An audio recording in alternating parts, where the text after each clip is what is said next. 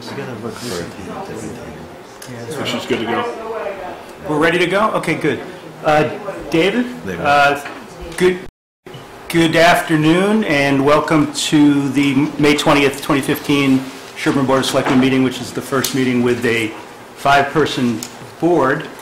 If I could just introduce our new members, Chuck Yan, Mark Brandon, Sean Colleen, and of course myself and Paul Dorensis.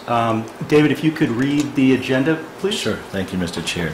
First, we'll vote to approve or amend the agenda and add topics not reasonably anticipated by the chair 48 hours in advance. And to my knowledge, there are none of those items. And then we'll have reorganization of the Board of Selectmen, and then a public comment period, and then a look at finance items with Irene Larrabee, the Finance Director, Town Accountant, with end-of-year transfers, health insurance overview, and reaffirm a vote taken at the 2015 Annual Town Meeting. And then CM&D Director Ed Wagner will be here to talk about Chapter 90 road work. Then an annual request from the Walker School for a farm pond sticker for the school. And then an appointment of Director of Veterans Services, Veterans Grave Officer, Veterans Burial Officer, Veterans Agent. That's one appointment for Doug Brody to all those titles for a term expiring April 1st, 2016. And then update and discussion on intermunicipal cooperation efforts with new Selectman Mark Brandon. And then routine business of Town Administrator reports, Selectman business, Selectman reports, set the next meeting date, and adjourn. Okay. All right, we're off to the races. So the first topic is reorganization of the Board of Selectmen. So I guess we would take nominations for chair of the board. Mr. Chair, Yes, Mr. Kling. I'd like to nominate yourself Okay. for another term as a chair. Well, thank you. I'd be honored to serve in that role again. David's advised we don't need a second. David, is that right on any of these nominations? That is We true. can have a Nominations do second? not require a second. Okay. Are there any further nominations? Okay, hearing none, we can vote, I guess. All in favor of the motion? Okay. Opposed? None? Okay, so I'll keep the gavel. Thank you very much. Thank you. For your confidence. I appreciate it. Next would be a appointment of vice chairman. So do we have any nominations for vice chairman? I nominate Paul Dorensis. Okay, very good. Any further nominations? Okay, so we could take a vote on that nomination. All in favor? Assuming you're willing to serve, Paul? Sure. Excellent, good. Okay, and then we need a clerk. And are there any nominations for clerk? I nominate Mark Brandon. I second. You remember that breakfast? Okay, do we have any further nominations for clerk? Is Chuck, is Mark? Yeah, is Mark willing to serve, I guess? Sure. Okay. It's not heavy lifting. It's a lot of signing once in a while. Okay. We get paid twice the rest of us. In that case, I withdraw the nomination. It's still zero. Oh. Okay, so we have a motion on the floor. All in favor of Mark for clerk? Signify by saying aye. Aye, great, okay. We're reorganized. And thank you. Next we have public comment, and we have 3 people up for public comment. The first is Peter Litherton of 19 Doppingbrook Road. Peter? Thank you, Mr. Chairman. The subject of my talk to you today is the property at the corner of Western Avenue and Washington Street, known as the Racine Farm, previously known as Stonegate Farm. I'm not sure you're aware, but a few days ago a large sign went up there that said, "Coming soon, Affordable Housing 40B Project." And next to that was a small little white sign that said, "For more information, call your local BOH," meaning Board of Health. I think this actually presents an opportunity for leadership and for an organized effort on the part of the town. I have a whole bunch of snippets of information about that property, all of which taken together, and I'm going to share some of them with you, make an opportunity for the selectmen, the planning board, the Board of Health, the Conservation Commission, the building inspector to jointly address this property. Let me tell you, I have no dog in this race. I don't even know who the owner is. I know the owner has taken over the property. He took a deed in lieu of being paid back for his investment with somebody that bought it from the bank. But The property is a little over 5 acres, and it could be 2 house lots, but for the fact that the deep hole failed for water table level. I'm told it has several Conservation Commission orders against it that are, still pending and collecting fees and dues and so forth. That it's one house that could be rebuilt and so forth, but the fact is economically it's not viable to just make one lot out of it and so forth. But there are enough elements here, and possibly even qualifies for a PUD. The point is, there are a whole variety of ways this property could go, and the least beneficial, I think, to the town would be another 40B condominium project. And I think the town can forestall that. I think the town can stop that from happening by the cooperative nature of all these bodies together. But someone has to pull these bodies together, fully analyze what it's going to take to make it a viable project and a benefit to the town, and then enable that to move forward. I know this was done on a smaller scale on North Main Street property, which an effort was made to bring that eyesore into compliance to a better benefit for the town, but I think this is a second opportunity with far more reaching circumstances. It's been described to me by the abutters as, the entrance to the town, the image of Sherborn, and what do you really want that to look like? So I'm really kind of, I guess, throwing down the gauntlet and asking someone to pick it up and say, look, we can pull this together. We need all these departments. We need all these factors and features to come together for the benefit of the town. Now, is the owner going to benefit? Probably yes, but that's really not the measure of somebody makes out well because the town does something good for itself. That's not a bad thing. So I ask you to take that into consideration in the future, and I know you've got a really load of work to do, but this is one that has high visibility. I think it's important for the town, and I think the selectmen are the body to pull that together. Thank you. Great, thanks. And we don't typically have a back and forth dialogue, but I did have a question, if that's okay, Peter, which is, Sure. Do you know anything about that sign? Was that put up by I the know owner? nothing about or the sign. Is it a genuine 40B application that's pending? The neighbor sent me a picture of the sign and asked me as a Board of Health member, can you do anything about this? What's this about? And I told her I was no longer a Board of Health member, so that settled that. Okay. But as a citizen of this town, and someone who cares about the character and the quality of this town, I think we should be doing something. The sign, I'm sure, went up as an effort by the owner to apply some pressure. Well, that's what I'm asking you, whether anybody really knows, but it sounds like you didn't. No, the owner, George Morrill of the advisory committee contacted me several weeks ago, and basically the owner is frustrated and feels that all they can do is a 40B if they can't get some cooperation in getting all these bodies together and making something able to happen. Great, well, thanks. Sean, you had some info, it sounds like. Oh, it looked like Bridget was trying to say something. I think when she had to leave, but she said the town would have been notified by Mass Housing for an Okay, so there's no, well, I think some members of the public may have that question. I've received contact on that too. So the word is there's been no formal filing of a 40B. Paul? Just a comment. I received some emails, or saw some emails that said that the reason why the developer was talking about a 40B was because a permit from the Board of Health to have 2 houses there was denied. And I don't know if that's true or not, but I wonder what is the history of this house at the Board of Health, or this property? Peter? No, historical? Or? Yeah, just historical information. Historically, it failed. The second lot failed for water table elevation. And can't support a new system for construction without a variance to the water table elevation and filling for new construction. That's a variance that would be required for the second lot to be viable. The first lot is a replacement system for the existing house, and he can get all the variances he needs on a replacement project.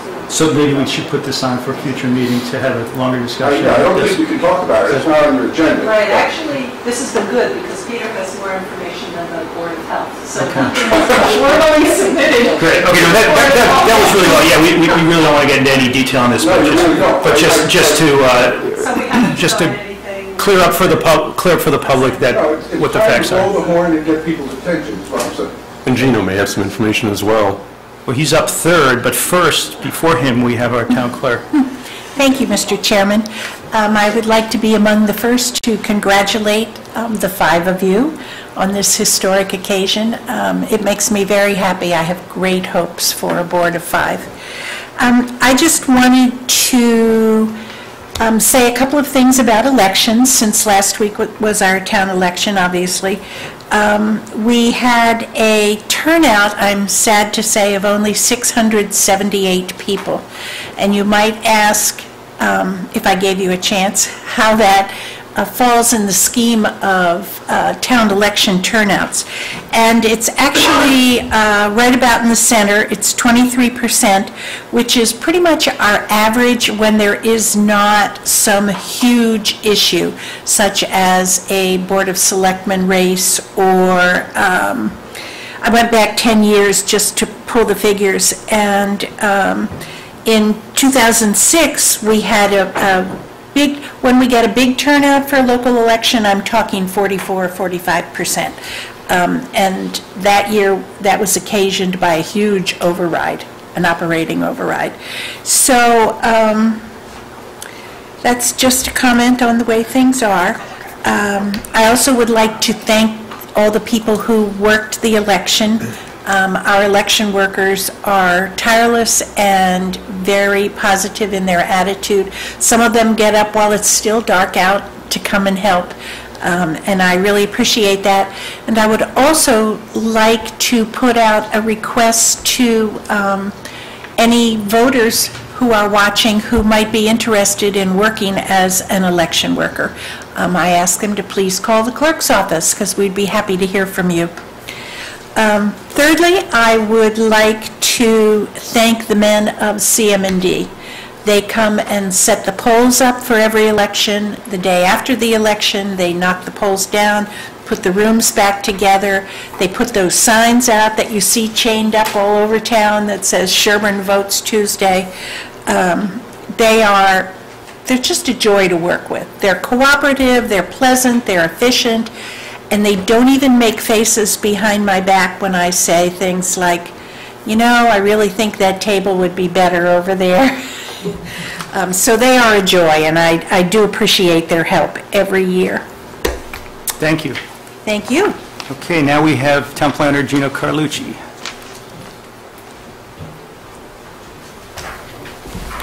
Thank you. I just wanted to mention that at the next planning board meeting next Wednesday, May 27th at 7:30, will include a discussion of the potential use of the Sudbury Aqueduct as a trail, as part of a regional trail system. This is something that the MWRA is willing to allow. They're not pushing any town to do it. They're making it available if any town would like to participate.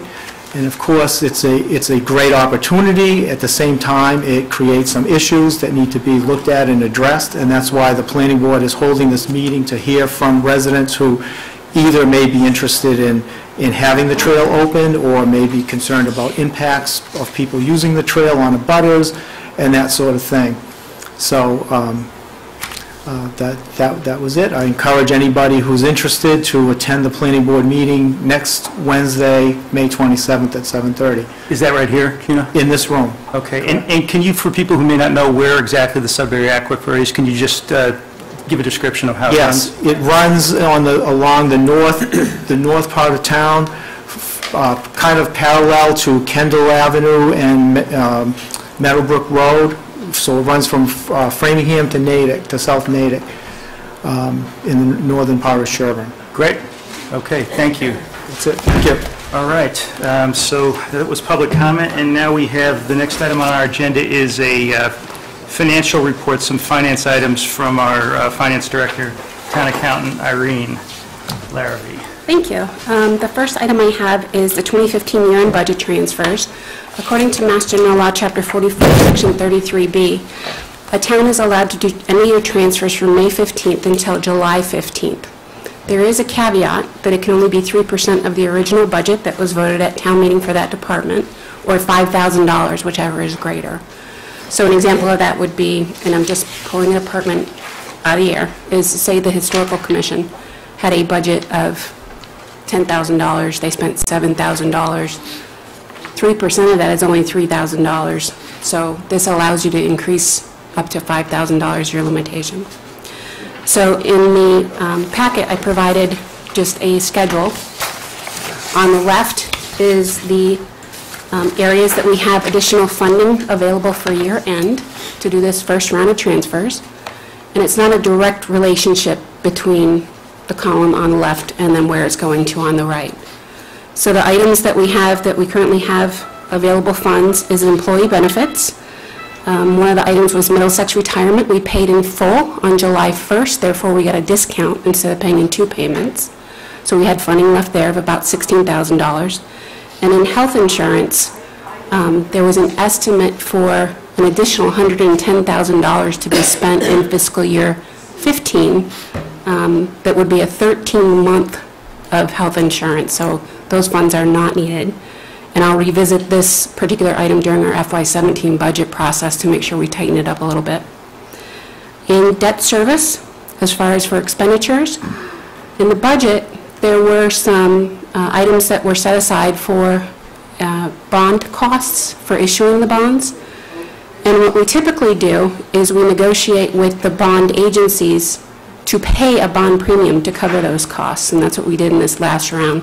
Therefore, we didn't need the funds that were budgeted for an expense. We actually got the person buying the bonds to pay us to pay bond counsel and then the bank for issuing them. In the transfer station, this is something we already visited during the FY16 budget process. Because of the new contract, there is flexibility in the transfer station, so we can move some funds from that budget as well. Health Department was specific. They requested that some funds be moved directly from expense to salaries. And my understanding, and Ellen's here in case I'm misstating something, is to cover a part-time and temporary food inspector and health inspector. The last item that we're able to transfer funds to is the assessor's salaries, and this one is a direct relation to assessor expense. We're currently reviewing the technology needs in that office. And due to Yvonne's departure, and when Wendy came on board as the new assessor, there was a lapse, so we did have additional funding available to move from salaries to their expense. If we're not able to put together a recommendation by the end of the fiscal year, we can either move this fund again on July 15th to cover some other shortfall, or it can drop to free cash as part of the certification. So on the right side, I'll go over the items, and if you need me to speed up or draw back or whatever you need to do, just let me know. Town building repairs, there was an item that was going to town meeting to replace the carpeting in Town Hall. And advisory had indicated, as well as the board, that we may have available funds at the end of the year to do this project. And we do, in fact, have those funds through drawdowns from the debt service and health insurance line items. So we're requesting that that item be covered as part of these transfers. Irene, how does that compare to what we thought was the budget for this item? It looks higher than what we had initially thought it would cost. Is this based on a bid? This is based upon a quote. A quote, okay.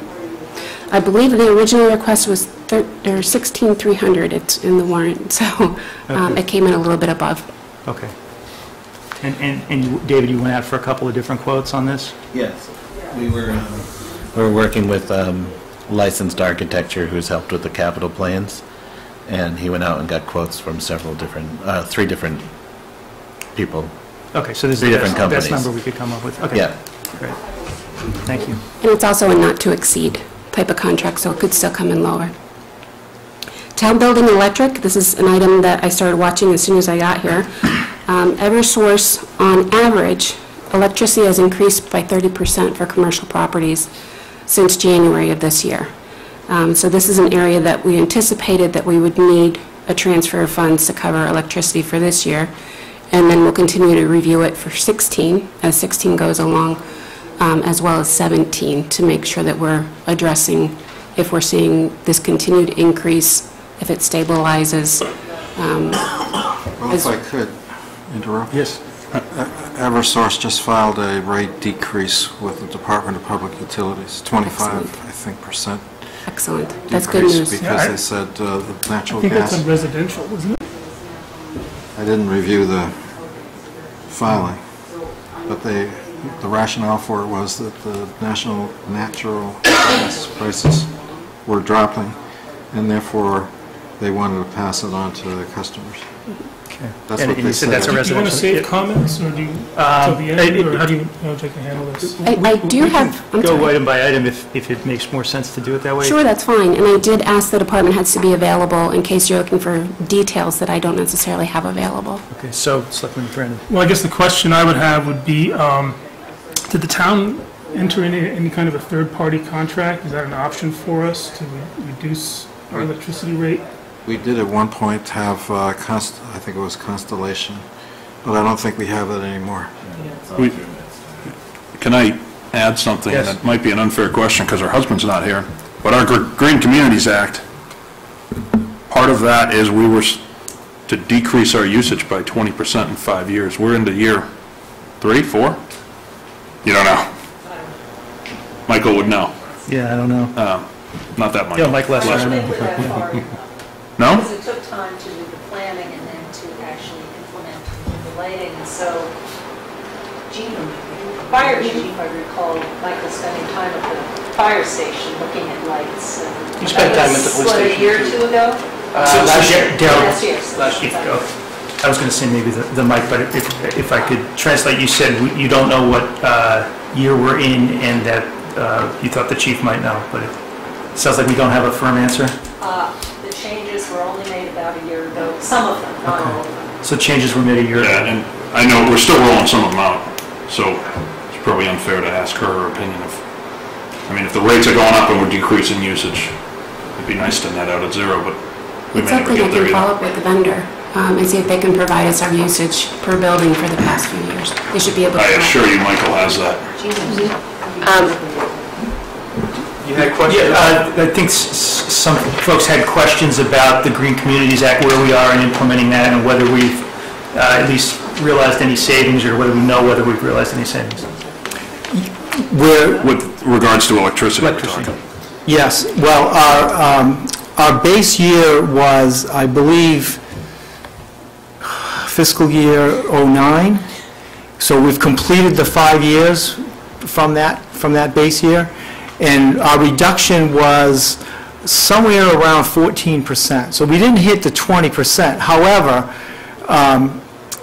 part of the reason for that is most of the implementation was in the last year, and it wasn't fully captured yet.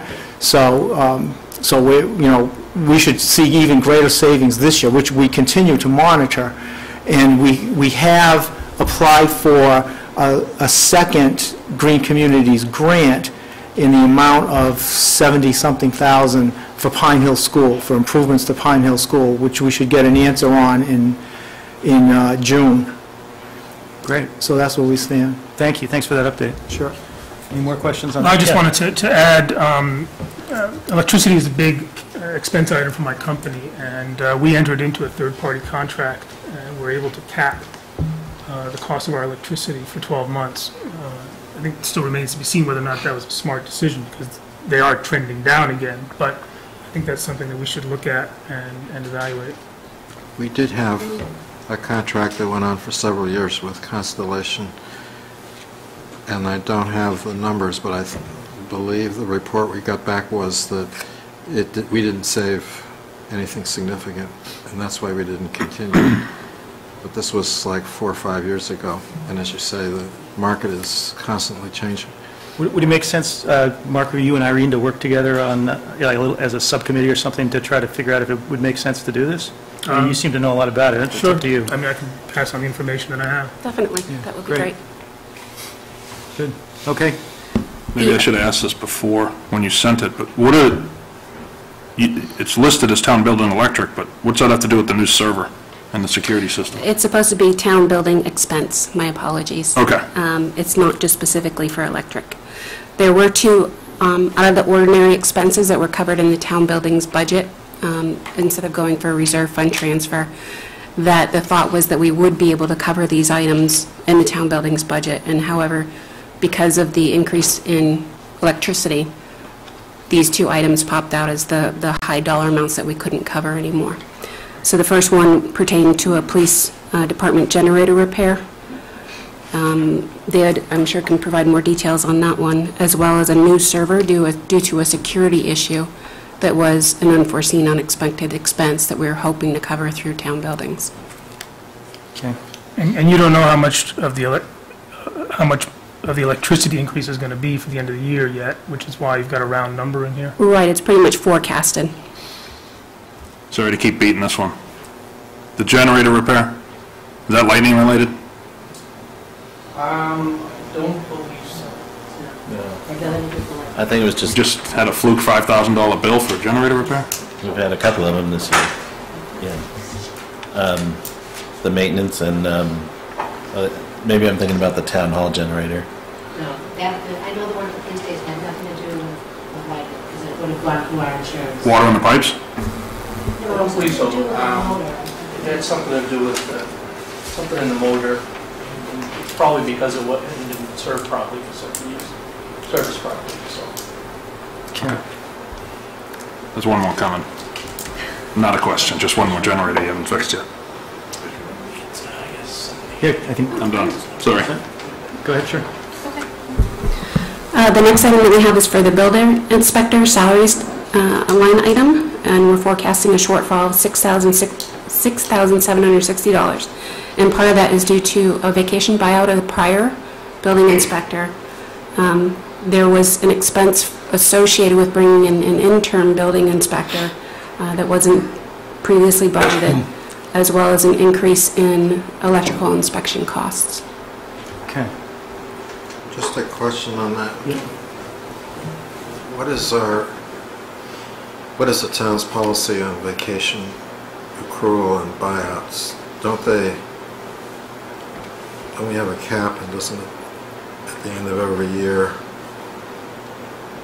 have a limit?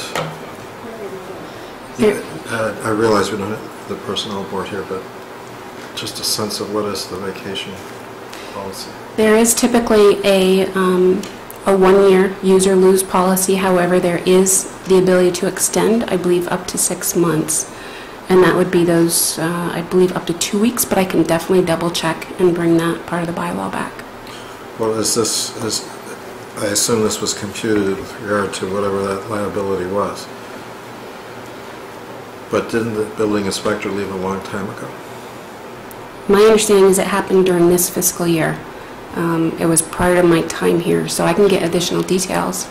I'm just wondering why we'd be paying 6 months or 8 months after somebody left. If we had the obligation, wouldn't we pay it at the time the person left? Why suddenly now at the end of the year are we grappling with this item? Did we not know that this item existed? Or how? It's better justice to pay somebody on their last day or close to their last day. The payout... You have to pay them in the next pay cycle. So why is it here? I'm sorry. The payout did occur, because you're going to see that theme in a couple others, so it's a great question.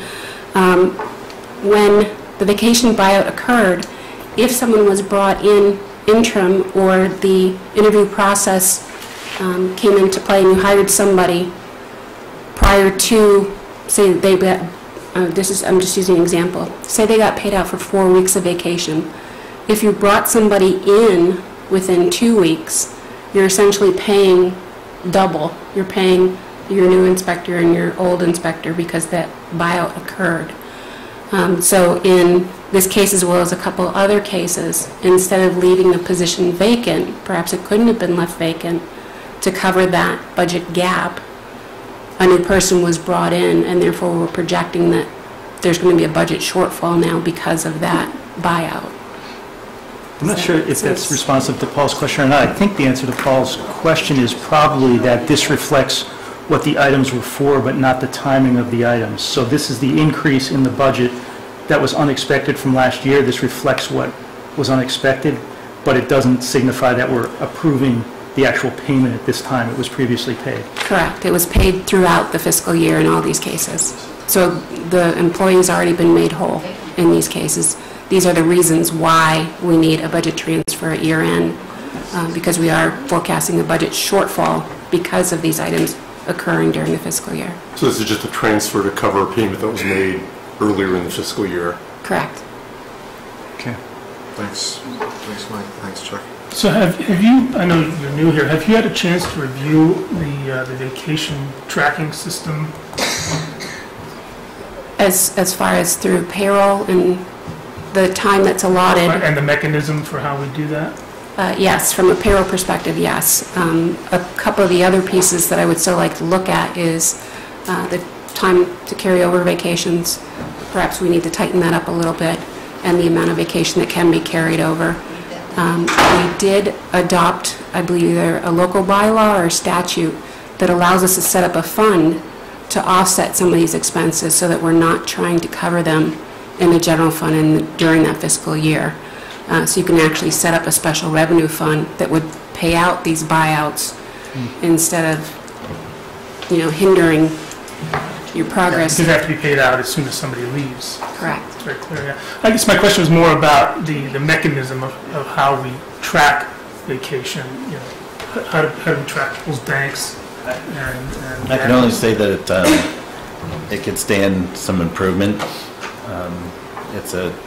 It's a complicated kind of calculation that gets given out to employees. It's not tracked in the system anywhere. So with Irene here now, we hope to get it integrated in some sort of new financial system. But I would say it's a lot of manual calculations to come up to understand what the balances are on each individual person. So there's definitely room for improvement. Can I just add to that? Further down the list, although we haven't gotten to it, is another vacation buyout. And so I assume what we have been talking about also applies, namely that a vacation buyout in fact occurred, but it occurred, the person was paid promptly.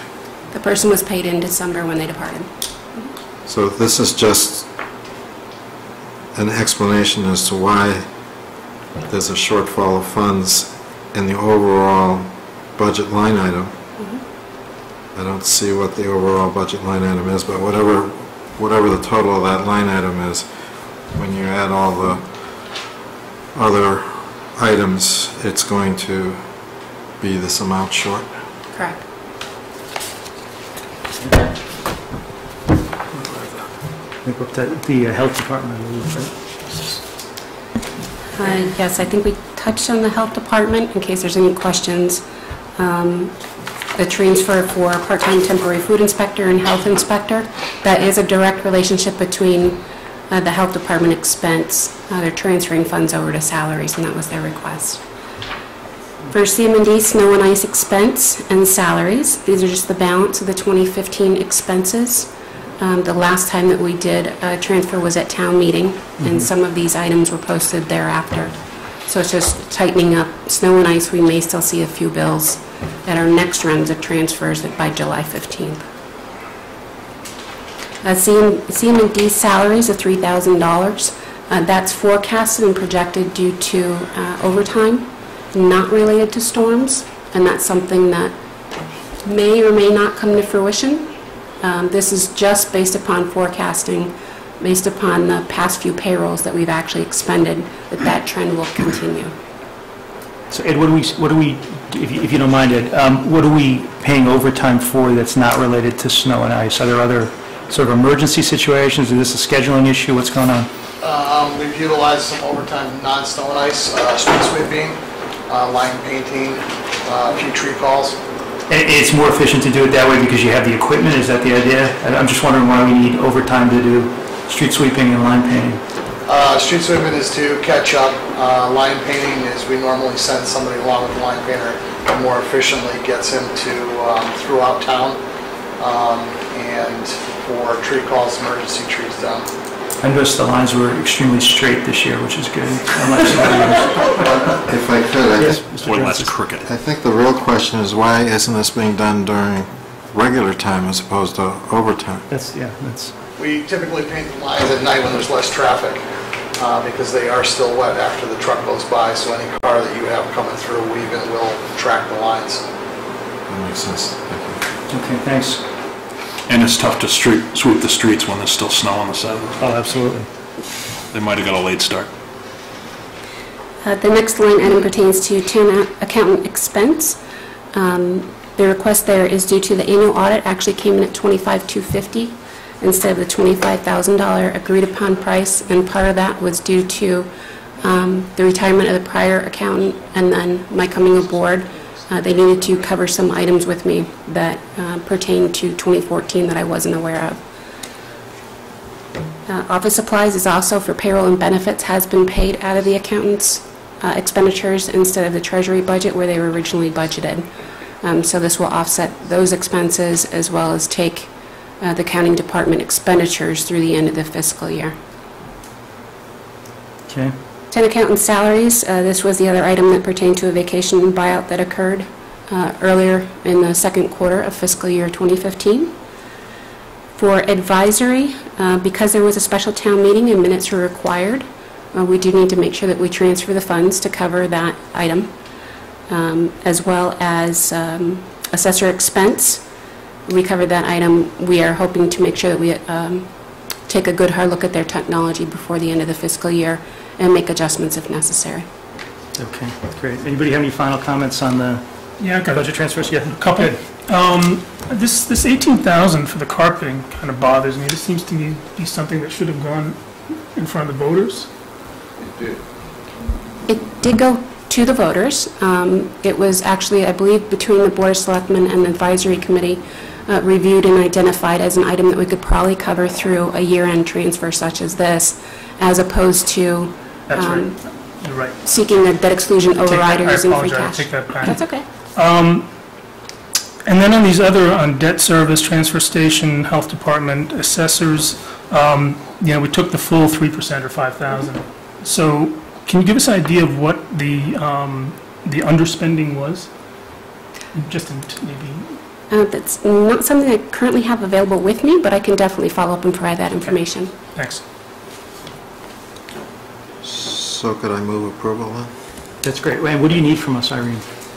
There's actually a recommended motion. Towards a motion. Yeah. Okay. So and Selectman Durensis is prepared to make the motion. Looking at the statute, I would just recommend that we insert 3% of the original budget for the department. I would insert for the department into the language. So you want to make the motion? I'd be happy to. Go ahead. Great. You want to make the motion? I think I'll second it. So we don't, that's just the background. That's the explanation. So, so it's irrelevant. Sorry about that. So, in accordance with the general laws of Massachusetts, Chapter 44, Section 33B, I move that the Board of Selectmen hereby authorize the end-of-year transfers requested on June 20th, 2015. May 20th? May 20th, in a document dated May 7, 2015. Second. Second. Okay, any discussion of that motion? All in favor? Aye. That's great. All unanimous votes so far. Let's see what we've got next. Okay, the next one will not be unanimous. Next item on the agenda is the health insurance overview. So Irene, you have a presentation, or David does? Somebody has a presentation. I have one available. It's just to provide some background on health insurance for the town. Yes. We do plan to bring in a third-party consultant that we have been working on for more detailed information. So this is, in a sense, bringing everybody up to a level understanding of where we're at, where we have been, and how we are hoping to move forward or recommending that we move forward. And can I just interrupt for 1 second? Based on a discussion I had with David, my understanding is we would not be, if the board chose to make a change, we are not able to do that until at least the end of this calendar year, is that right? So this is still a timely discussion. It is a timely... I think there was some concern with doing it by the end of the fiscal year or something. You have more information on that. Okay, you'll get to that later? Yes, okay. in our next steps. Yeah, thank you. As far as the first slide, it basically, and I do apologize that I had not posted this online on the town's website prior to today, but I'll make sure that it's posted this afternoon before I leave the office. And we are working on technology improvements so that we can show it on the screen in future meetings. Does anybody out there want a copy of this to follow along? Yes, you have one, Mary? They have been printed and they're available. I have one too. Yeah. If you want one. Got extras. Thanks. I mean, Sure. don't stop you doing. There's just a couple key health insurance trends that are causing such fluctuations in the health insurance marketplace. The biggest factor pertains to an aging population, predominantly of baby boomers, that were born between 1946 and 1964. There's approximately 82 million baby boomers that are between ages 51 and 69, and they're starting to use more services. Some studies have shown that there's more chronic illnesses in the baby boomer generation than the prior generation. The indicators that I was able to extract from internet as well as the Mass Municipal Association and others is that we don't foresee this trend to stabilize until Generation X, the next generation, which is 50% of the baby boomer generation. So instead of having 82 million people that are participating in health insurance, when the Gen X generation comes along, you're basically looking at 41 million. So that we do anticipate that health expenditures will continue double-digit increases for at least the next 10 to 15 years. One of the other things I wanted to point out is employers are taking steps to try and reduce the growth in health insurance by offering a variety of plans, discussing percentage changes, as well as looking at more out-of-pocket costs. If you can look at a deductible in a plan, and if you look at your utilization for your environment, the town of Sherborn and your users, if we're not utilizing a specific service, we can actually negotiate with the health insurance carriers, perhaps increasing a deductible for that area that we're not even using, and then thus have a savings in our overall premium increase or premium costs. So that's something we will be looking at shortly. The next slide pertains to the historical health insurance trends specifically for the town of Sherborn. I was able to pull information back to 2008. So between 2008 and 2011, the town of Sherborn's actual insurance increase was about 6.5%. The average for municipalities across the Commonwealth was 8%.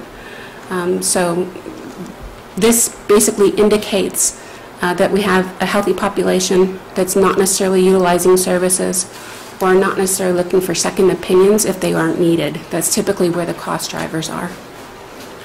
In I mean, this says that our rate of increase was less than the average. Yes. But how about our absolute spending per capita? Is that also? That is something that I can pull that information for you. It's not something I have available, but I'll be happy to look at.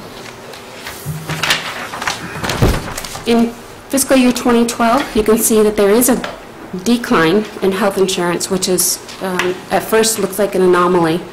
But what occurred is the town was able to offer rate saver plans through West Suburban Health Group.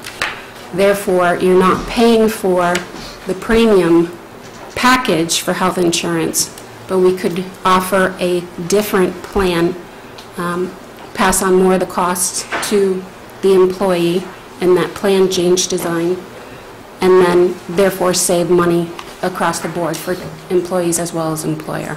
Can I make a comment here? Yes, sure. That wasn't an anomaly at all. It was planned, it was negotiated, it involved considerable discussion and considerable work, and there are a lot of people who deserve a lot of credit for it. So it wasn't just a mistake in the records. No, not at all. It was an achievement. Right, and if I misspoke, I definitely apologize. I said it may appear to be an anomaly, but it really isn't. It was planned. Going forward for FY 2012 to 14, because it was on the rate saver plan, we also were experiencing increases of 4.8% as opposed to the MMA average, the 10-year average of 8% increases year over year. In FY 15, you can see that on the chart the amount dramatically goes up. The reason why is you're looking at budget versus actuals. So the budget in FY 15 was built on an increase of 11.3% over the prior year actual. And in 16, when we received our premium increases from West Suburban, they were estimated to average 13%. So the budget built off the prior year's budget. And this is something I plan to look at for FY17 to make sure that we're not applying excess funds where they're not necessarily needed. Yeah. Let's finish, Mary, and then we'll get to the comments. Yeah, go ahead. Okay. So the options that we're currently reviewing is West Suburban Health Group, the GIC, being fully insured or self-insured. West Suburban Health Group is our current provider. It's actually a joint purchase group with other municipalities. The rate increases have traditionally been 8.6% to 14.1%, depending upon the plans that you review and choose for your town. The GIC is the Government Insurance Commission that's offered through the state. There's state employees in approximately 60 municipalities across the Commonwealth, with regional school districts and also other entities participating in this program. The FY15 information I was able to extract was there's 235,000 enrollees and over 420,000 people covered by the GIC at the close of 12/31/2015. There's two plans that they currently offer, and that requires a primary care physician, and it does require referrals. So your primary care would have to refer you to a specialist. The rate increases have varied from 5 to 10%. Most recently, some of the programs are increasing 8 to 10% for fiscal year 16. And there are significant plan changes that are currently being reviewed. I'll be attending a meeting in June to discuss some of those items, which may impact that increase. Can I make a contribution here? Yes. I was involved in a discussion at the state level over the fact that the general court has been subsidizing the GIC program with hundreds of millions of dollars of appropriations a year. And so, of course, I made the suggestion that if the state is subsidizing the GIC, then it should subsidize all the communities that aren't part of the GIC equally, including the town of Sherborn. Because why should we not receive a state subsidy, whereas all the GIC communities receive a subsidy? The reason why the subsidy occurred was because of a decision that was made at the highest levels to keep the rate of increase of costs, particularly to employees, fairly constant and fairly level. And that produced these large deficits, which then get funded not the usual way, but by the taxpayers of the entire state. And the upshot of all that was the notion that the state should stop subsidizing the GIC and make it more self-sufficient. And when you make it more self-sufficient, the only way to do that is to increase premiums. So the plan is to let the premiums basically float to where the market would take it without subsidies. But I'm told that if that's left to just market forces, the impact would be too great on GIC to do it all at once. So the idea is to phase in that level of cost, so the state's going to continue to make contributions over the next few years, but of smaller amounts. So that led to the discussion of, well, why don't we all join the GIC program, because we all get a state subsidy? And the answer to that is the subsidy is supposedly on its way out, number one. And number two, you can't just join and leave. You have to stay there a minimum period of time. 3 years. So there are a number of communities around the state who are going to try and take advantage of the state subsidy. We get no state subsidy with West Suburban. Correct. We're entirely on our own. Is that the primary reason why 4 units are leaving West Suburban as of July 1st? Do you know? The particular units did join GIC based upon some of the plan designs that they discussed, and they entered into agreements with GIC to grandfather some existing plans that they had in place. So you get a few more slides left. Do you want to just go through those Sure. before you get to the recommendations?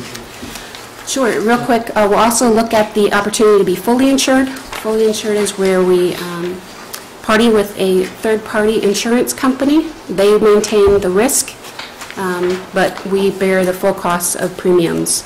They also manage the claims where we're not trying to manage those internally. Self-insured is another option. In this case, the employer keeps all the premiums and also administers the payment of claims that can be contracted out. In this situation, it is high risk. Similar to going to the stock market, this is a high-risk stock. It is definitely doable. We just need to make sure that we have stop-loss insurance. So if we do have a large claim for a specific person that will extend over many years due to chronic illness or otherwise, there is a certain point where the town pays up to, and after that, it's paid by our stop-loss insurance. Are you aware of any towns like our size that would do self-insured? Not particularly this size, but one of the towns I came from was self-insured and was sustainable. If you have stop loss, that means you cover your expenses, get the benefit of like, people not using, and then if there is a disaster, you have that insurance that kicks in and covers the big case. This sounds very risky. Okay, so what are our options here? Next steps, over the next 6 months, we'll be looking at what health insurance coverage is available, and I'll be able to bring our health insurance consultant back to provide you with a presentation and some recommendations and additional detail. I just need to know from you when you would like to have him available. We also need to be able to determine a 12-month implementation after we implement a new plan design.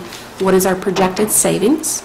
We need to set up a mitigation fund, and the mitigation fund actually helps offset any undue or extraordinary expenses on the employee, not necessarily the employer. And on the last bullet point, I actually received information today. This does not require a town meeting vote. It requires the Board of Selectmen to accept Mass General Laws, Chapter 32B, Sections 21 to 23. And once the board adopts those laws, we'll be able to start in the process of evaluating all the plans that we have out there, and then decide, do we want to change? If we do, what do we want to do? There is steps that need to be followed in accordance with the law before we can implement any kind of plan design change. But this is something that could be done within this next 6 months to provide notification by the end of the fiscal year if we're going to change. Yes, it'd be good to kind of calendar where we have to be at each point to make sure we don't miss that deadline. You did. I just wanted to point out that the selectmen did kick this off before with a discussion with town council last fall, who came in and discussed the different statutes, and that it would just take a selectmen vote to start the whole process. And we did, the selectmen approved going out to get a consultant, and we've gone out and done that, signed a contract, and they've already started work and have reported some preliminary information. And what you're advising is this does not take a, even though the slide said it, you found it doesn't take a town meeting vote? I just received that comment from town council today. It requires the Board of Selectmen to approve in adopting these laws. So we could do that at a future meeting? Yes, my hope is to have the health insurance consultant and then also have the adoption of these laws at the same meeting. The idea is that when the selectmen approve one of those statutes or adopt one of those statutes, there's a statutory process that kicks in, which forms like a public employee committee to bargain, and basically they would have to come up with plan design changes that show the same amount of savings that our consultant is showing, or we could implement the changes we want, or you negotiate whatever the plan design changes are. So it's a a process that you end up negotiating with all the unions before it could actually be implemented. Who's the consultant we've been using? It's Cook and Company, Peter Savage. I've used him in... Quick data point question. You indicated that the state average on the employer-employee split is 75-25. What is it in Sherborn? In Sherborn, we're at 70-30. 70-30. There are some employees at Pine Hill School that are grandfathered at a different rate. I believe it's 72-28. And part of that mitigation that Irene mentioned, sometimes it's changing that percentage. Like when you have, say the town is going to generate savings of $150,000 and the savings, the statute requires like half of that back to the employees. If you didn't give it back in some sort of health savings account, you could give it back in a change in the rate. So you might end up at 80-20, but on a lesser expensive plan. Okay, throw it open to the board. Any questions or comments on this? Can this be negotiated outside of the contract? Yes. You mean the... outside of the union contract? You negotiate with this public employee committee, but the committee is made up of the union representatives. Typically, the largest union that's part of that ends up running the show, which is the teachers. And usually you're negotiating against Matt's Teachers Association on the other side of the table. We don't necessarily have to dovetail the timing with the start of the new contract. No. Just to follow up on that, you can accomplish all this without using the statute if you want to go through the bargaining process. And sometimes unions are more amenable to that more elaborate negotiating process than they are to this statutory process. The statutory process was meant to address plan design, which are basically the deductibles, the amount of coverage. It doesn't apply to the percentage contribution rate. The percentage contribution rate's got to be negotiated anyway. And so if you want to do the changes in the percentages that the town pays and that the employee pays, it has to be done in a slightly different context. So if you're going to do that anyway, then sometimes everything works together and you don't have to follow the statutory process. The statutory process has you ending up with a third party that's appointed by the state that kind of puts everything together. So you don't have the same amount of control over the process. You've got three players as opposed to 2 players if you follow the statutory process. And the standard here is the statutory process is measured by the most popular GIC plan. Whatever that cost figure is, that's the standard that gets used. So that often has the result when you use the statutory process of people asking the question, if you're going to end up with the rates of the most popular GIC plan, why not join the GIC? Which is an option the community has. Do we have to go through this process, Paul, to get to the GIC? No. So we can change benefits directly to the GIC without going through this kind of a statutory process? You can join GIC without going through the statutory process. But you can use this process to change plan design. The basic purpose of it, I have to say, when I helped write this and lobby for it at the state level, the basic purpose where this came out of was the fact that many people had $5 co-pays for visits. And when you try to change $5 to something else, it became very difficult to accomplish that. So this is intended to make it easier to go from $5 to 25 or some other higher number. But it's not comprehensive. It does not address the the 50/50, 70/30, 75/25. I got a question. Yes. What, are we ever going to get to the point where these employees can use the state's marketplace, the insurance marketplace? An employer can choose to send all his employees onto the state's marketplace, and either help subsidize it or not. To get into the GIC book of companies, we would have to either bargain it individually with each contract and then move everybody over to the GIC. I'm not sure if I'm answering your question. I think it's two different things. The Health Connector is talking about. Health Connector Marketplace. Oh, I see. Which I thought they were working towards getting everyone into. I haven't heard anything about municipalities going into that, so, but let me check more on that. You said, I'd like to ask Paul, do you, as selectman a long time, do you think that would be a practical approach? Health Connector? No, the going, the non-statutory route. Well, that's essentially what we did The rate already. saver. That's how we got to the rate saver.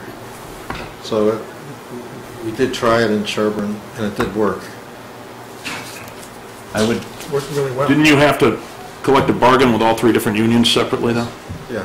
So that takes some time, does it not? My experience. And you have the risk that one could turn it down and kill the deal for the town, right? My experience and what I would recommend is going, the selectmen adopting a statutory process, because then you have definite timeframes that are kicked in, and you know when the process is going to be over, and that kind of encourages the discussion, and you know where you're at a lot sooner than bargaining individually.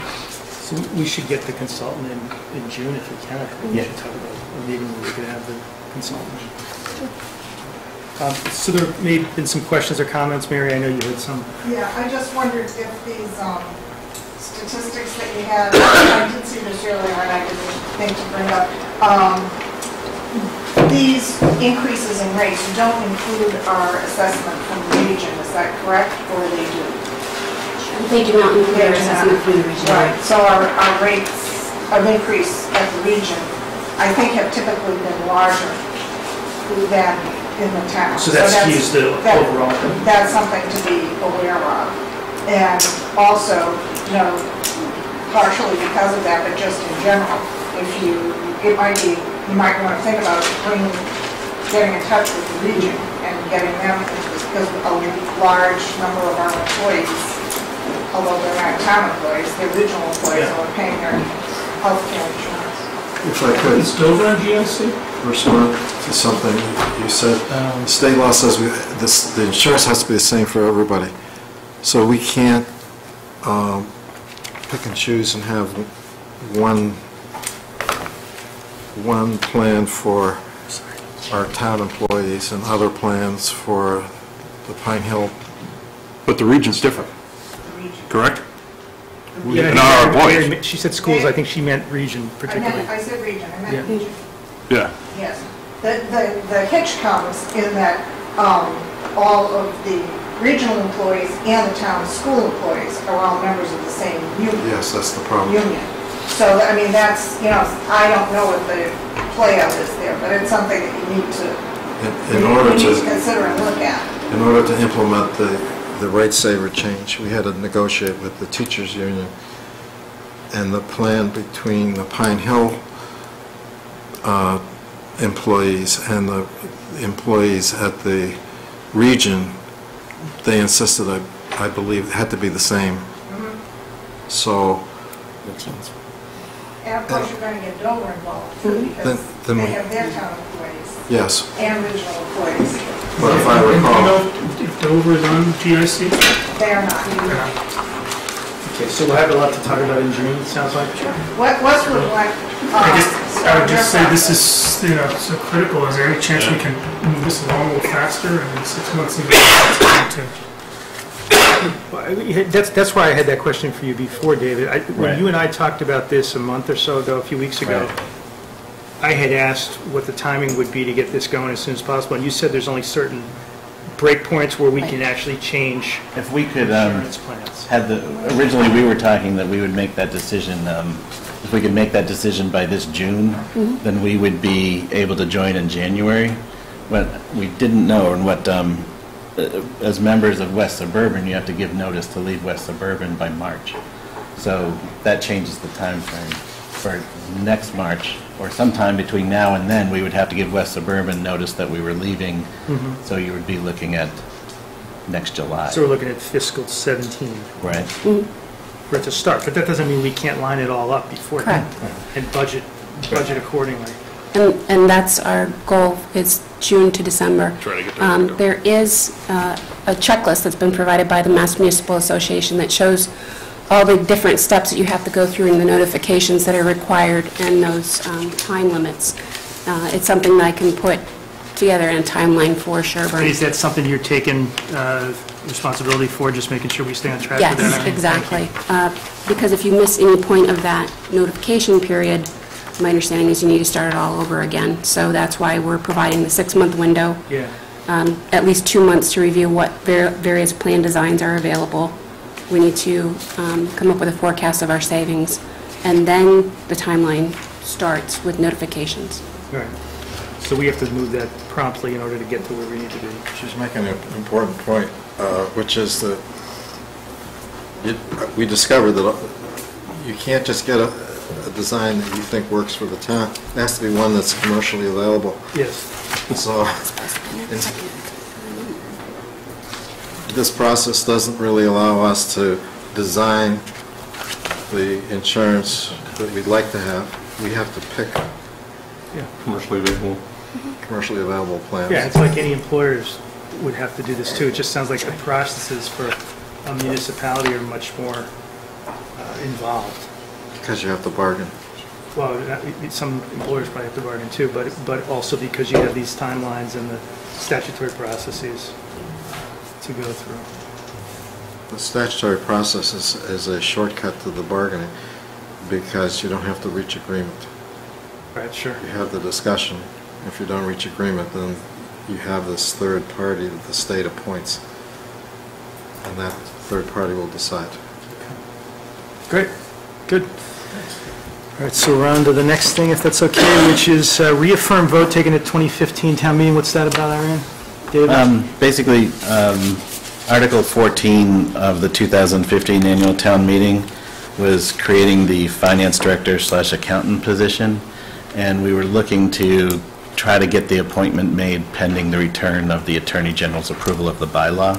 So currently, the town accountant is under the town administrator and is my appointment. And I'd like to, we don't know when that Attorney General clearance will come back. It would be good to have the approval already done so that her appointment is in effect from the Board of Selectmen on that day that it comes back. She's got a sign, though. It already says she's the finance director. What's the motion? I didn't see a slip. Move to appoint Irene Larrabee as finance director accountant in accordance with Article 14 of the 2015 annual town meeting, pending return of bylaw approval from the Attorney General. So moved. It's a great honor and privilege to have you here in town. Do you have a second on that? Second. Okay, any discussion? Where is that? And I think the town clerk has a point of order of some kind. Yes, I do. The bylaw does not go into effect even after the Attorney General approval arrives until the town clerk has satisfied the post and published statute, which is another, will be another 20 or 30 days. Okay, and when did the letter go out to the AG? When can we expect it back? They have a 90-day time frame. At the end of 90 days or prior to that, they can actually extend it. We normally get it back sometime early in August. Okay, so it's gone out already? No. But it hasn't gone out? When is that going out? It'll go out next week. Can we get a copy of that one once it goes out? Sure, it's Okay. electronic, so that's easy. Yeah. Good. Yeah. All right, so we have a motion and a second. Can you explain what we're doing and why? Because it's not in here. We're just reaffirming a vote. We didn't know what the vote was. Well, it's the town meeting vote of The town meeting vote pass created this this finance position, director accountant. but there's nobody in that position. Carol's point is the position takes effect when the bylaw takes effect. Then why don't we vote on it when the bylaw takes effect? Well, I think because we already have Irene in this position effectively, and David, David wants the support of the board to ensure that that's going to be a formal appointment. Yeah, I think it was brought up, we talked about it at the last Selectmen's meeting, that it would be a good idea to make the appointment so that it's a more seamless thing than having it become a reissue again when it's already been voted. But she's currently the town accountant appointed by me. Town meeting has passed this bylaw that makes her position, changes the title of her position and makes it appointed by you folks. And we just thought it would be a smoother transition that way. I would recommend a vote here because, for a couple of reasons. First, I think Irene has been a good addition. Number two, her hiring was, we mentioned that we were working towards having her be a finance director. Mm-hmm. And I think she took the position in part in the hopes that it would in fact become a finance director. And now that the Government Study Committee did its work and we got to have a finance director, I think it would be a good employer-employee relations to complete that loop and recognize her for what she really was hired to do. Do you know, Paul, in the case of a zoning bylaw, I know once the AG approves it, it's effective retroactively to when town meeting passed it. Is that true with general bylaws also? It is not. So we're voting on something we don't have the authority to vote on yet. It's a contingent. And this doesn't have anything to do with Irene. This has to do with the fact that we voted at town meeting. We don't have the authority yet. The motion as amended would be subject to the approval of the bylaw by the AG. So you're making an amendment? You suggesting an amendment? That's what I thought. I thought that was in. That was in. That was in there. Oh, excellent. Yeah. Okay, good. I'm fine with that. We don't have a second. I think we've got a couple more comments out here. Well, again, my comment is that you amend that motion so that it is not contingent upon the Attorney General's approval, but make it be contingent upon when the bylaw change can go into effect, which needs the Attorney General approval and the post and publish. Can I see the motion? I'll make that change. Two pieces. Yeah, I mean, that's a ministerial act. That's something that has to happen when the AG gets approved. Or maybe you can. First of all, Yeah. Yes. pending the return of the bylaw. Yes, Commissioner. Thank you. Pending the What bylaw happens coming if, effect. say, the Attorney General doesn't do it, you've already voted on that today, and they don't come back and they don't accept it, but also, what's the benefit of doing it now, and how long will it take? So the Attorney General comes back in August, says, yeah, okay, no problem. At your next meeting, you do it then. Well, I think we've had these kinds of discussions before. This is just my view. When people talked about the will of town meeting, and I remember last year there was a particular vote that not everybody agreed with to create this fine board of 5 new selectmen. There was a lot of concern that the will of town meeting be done promptly, and I think, it all worked out great. And I think we should do that again. It'll probably all work out great again. But the will of the people, as far as creating the 5, we said once we get the return back from the Attorney General, that it became. I understand, but it's not in the same posture. It's the same philosophy, which is the town meeting wanted to see this happen. We're just reinforcing and ratifying what the town meeting asked to have happen. And if the Attorney General comes back and denies us, our vote is moot anyway, and it's contingent, I'd have no problem going forward with this. Is there any payroll applications? There shouldn't be. That starts right now as far as? There should not be. Okay, so we have a motion. I don't know if we have a second. Do we have a second? Can we just read it one more time? Yeah. So we know what we're voting on?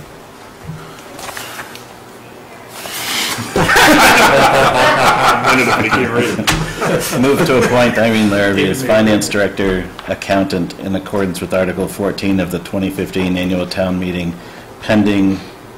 The bylaw becoming effective. This is Paul's writing now. Pending bylaw becoming effective. Okay. Do we have a second on that motion? Second. Okay. Any further discussion up here? Okay. All in favor of that motion? You say aye? Okay. Great. All opposed? We're at 5? Okay. Great. Thank you. Thanks, Carol, for the input on that.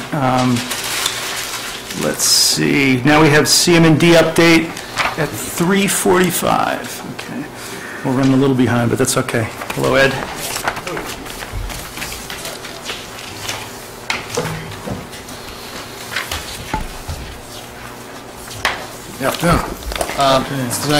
This afternoon, I'm here to request your approval for funding for Chapter 90 projects for this year.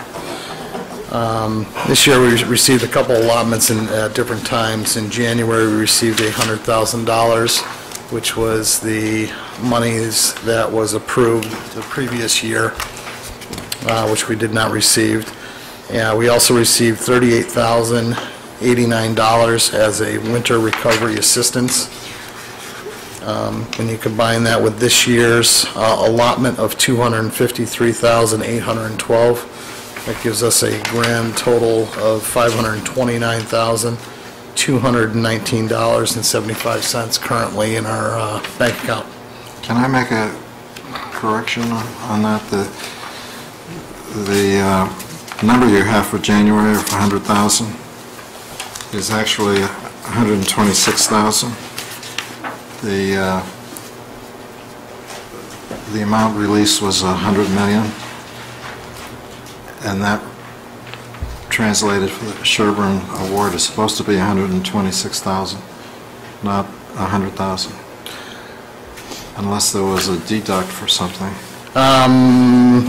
I can't confirm or deny that. I was going off of I had a meeting with Chapter 90 where they gave me a full account balance, and what she called it was the 100,000. Could it have been 126 as an allotment? Absolutely. In any case, still our grand total in the bank account today, pending the approval, obviously, before July 1, is $529,219.75. But just for the record,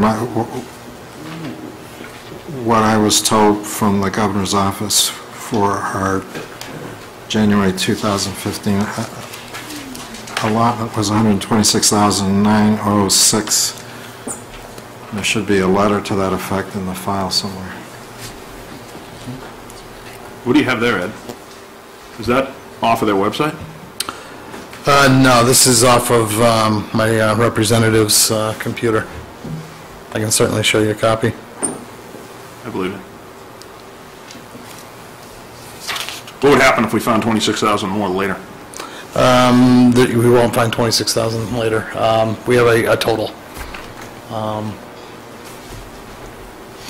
So Ed, I'm just getting to the numbers again.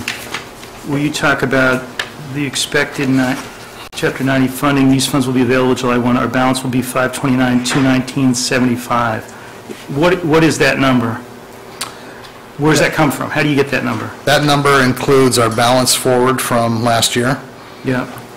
The allotment that they released in January, whether it was 100 or 126. Yeah. And the funding that has been approved through the House but not signed in yet of $253,812. Okay, not the 3809. No. Okay. The 3809 was a separate, I didn't wrap it into that total because it has to be expended in a certain time frame. We've already utilized that for crack sealing. Okay, great, yeah. That explains why my numbers didn't add up. Yeah, I couldn't get it to add either. Okay. Just, if I could, just one other item, that the funding that he mentioned, that's both in the House bill, the governor's proposal, and in the Senate's bill. So there's no issue on the amount of the 200 million. That's the item he's talking about, 2016 funding, and it's coming out of a bond bill, so I think it's immediately available. We don't need to wait till July 1 on that, I don't think. And the January was 100 million, so the January amount should be 1/2 of the 2016 item, because one's 100 million statewide, the other's 200 million statewide. That gets you pretty close to the 126. Yeah. Yeah. I'll follow up on Yeah. that point. Okay. Good. And so, Ed, why don't you tell us what you want to do with that money? And just before we leave the numbers, sure. Yep. do we try and keep a balance in this account for emergencies or? The balance coming forward from last year was me anticipating a couple of bigger roadways like Maple Street, so I did try to hold a balance. I do like to hold a balance. This year's been kind of tough with the amount of projects that I would like to get to. I would feel more comfortable having a little bit of a cushion in there, but it's just not possible this year with the amount of work I'd like to do. Okay. This year I'm recommending a grind and a pave of Maple Street. That would be the full length from Western Ave to Washington. And my estimate on this project is $343,311. I'm also recommending chip sealing the Harrington Ridge neighborhood, which will include Harrington Ridge, Oldfield, Bear Hill, Stevens, Dexter, McGregor, and Wildwood. And the amount I'd like to budget for that is $127,162. And the third project is I'd like to do 1,500 feet of Washington Street from the top of Scudder's Hill, being Russet Hill, and towards Town Hall for 1,500 feet, and the estimate on that is $56,000. So Ed, a couple questions on that. One is on the chip seal item. You had two numbers there. You told us 127, 162. Do you also need the 115, 602? What's that there for? That's there. That's my actual estimate, and when I'm doing... 127 is the contingency number? Yeah. Got it. Just in case I have to do some extra shimming, Yeah. basins, things like that. It's nice to have that in there. If the money isn't utilized, it falls back into the bank, and that's our cushion. Okay. And now I'm going to play our favorite game, which is when I second-guess the projects you pick. But Dexter Drive has only 3 houses on it, and it's a very wide road with a huge cul-de-sac in the top. Do you think you could get more value for the Dexter Drive money if you used it someplace else, like Washington Street or somewhere else? I mean, I know that road pretty well. You would save $12,830 in the grand scheme of doing the neighborhood and having it all consistent. Well, I mean, if you put that 12,000 towards Washington Street, would it get you another few hundred feet? It would get me... It looks like it's about another 300 feet based on your rate. At that point, I'd say it wouldn't be worth it because the 1,500 feet that I want to pave from the top down to the bottom, it encompasses that real bad area. The next bad area of Washington, I believe, is from Sawin to Town Hall. And then my third area would be back over towards the western area in the flats. Yeah. Okay. How long will, go ahead, Barb. sorry, how long will the Washington Street project take, and how's that going to affect traffic and so on? Oh, it'll affect traffic. What we would do is we would be grinding either Washington Street first and then grind Maple Street. There's a section along Washington there where we had a truck accident a number of years ago. I'd like to do a section of curb there, so when they do grind it out, CM&D crews will be taking a bucket along the edge there. We're going to do some asphalt berm to kind of shore up that whole shoulder and keep the erosion down to a minimum. And then we'll tie that all in with the Maple Street job. So how long will it take? Grinding will probably be 3 days, and paving will probably be all of 3 days. You could do one of them at a time, though, right? Yes. One lane at a time? Yes. So to drop down to one lane? Yes. Did the estimates for Maple and Washington include a 10% contingency? They do not. The formula that I have a spreadsheet pumps it out. I'm usually pretty, I'm usually end up being a couple thousand over here and there, so I'm pretty comfortable with those numbers. It's easier to estimate? Yes. And how about the cost of details? Details are in those estimates. I'm sorry? They're in those estimates, yes. Okay, the chief and then the commissioner. Wanted to ask this on behalf of several residents that ask me this question all the time. Why can't this be done at night? to not impact traffic? The grinding, we could probably do at night, which would be very disruptive, noisy. We do typically do a night work like that. We do get a number of noise complaints. The paving job, I'm usually a little more comfortable doing it during the daytime just for visibility and sight lines and crowns and getting the edges and everything perfect. I can certainly run this by the paving company if that's the wish, but I've always been more comfortable with the quality of job that you get during paving during the day. I don't bet much, but I bet it would be more expensive for the convenience of a little bit of traffic through town for a couple of days. You're going to pay a premium for lighting the roads. Yes. Right? There'll be a little added cost, yes. But if 16 backs up to Laurel Fields now, how far will it back up when we close one lane? All the way in the native and all the way in through Hollis. Oh, we're going to get a lot, I mean, that's a no-brainer. We're gonna going to happen. get a lot of phone calls about it, I'm sure. Yes. There's no paving job that doesn't come without pain. It's not something we look forward to. We do try to do the opposite lanes where rush hour's coming into town. We'll start with the opposite lane. Maple Street, again, I haven't come up with a full plan and speaking with Lieutenant Bento yet, but that may actually include the closure of Maple Street and just bypass it all and not have to worry about reduce our safety to the people working and get it done a little bit faster without having to swap equipment around. Yeah, the good thing is you won't be having traffic complaints on Dexter Drive. So that would be fine. Right.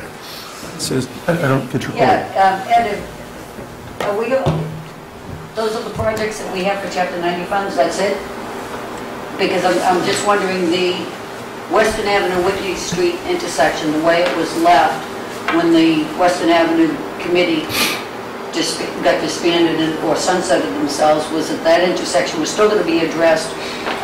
Right now, we've got, the end of it is all broken apart.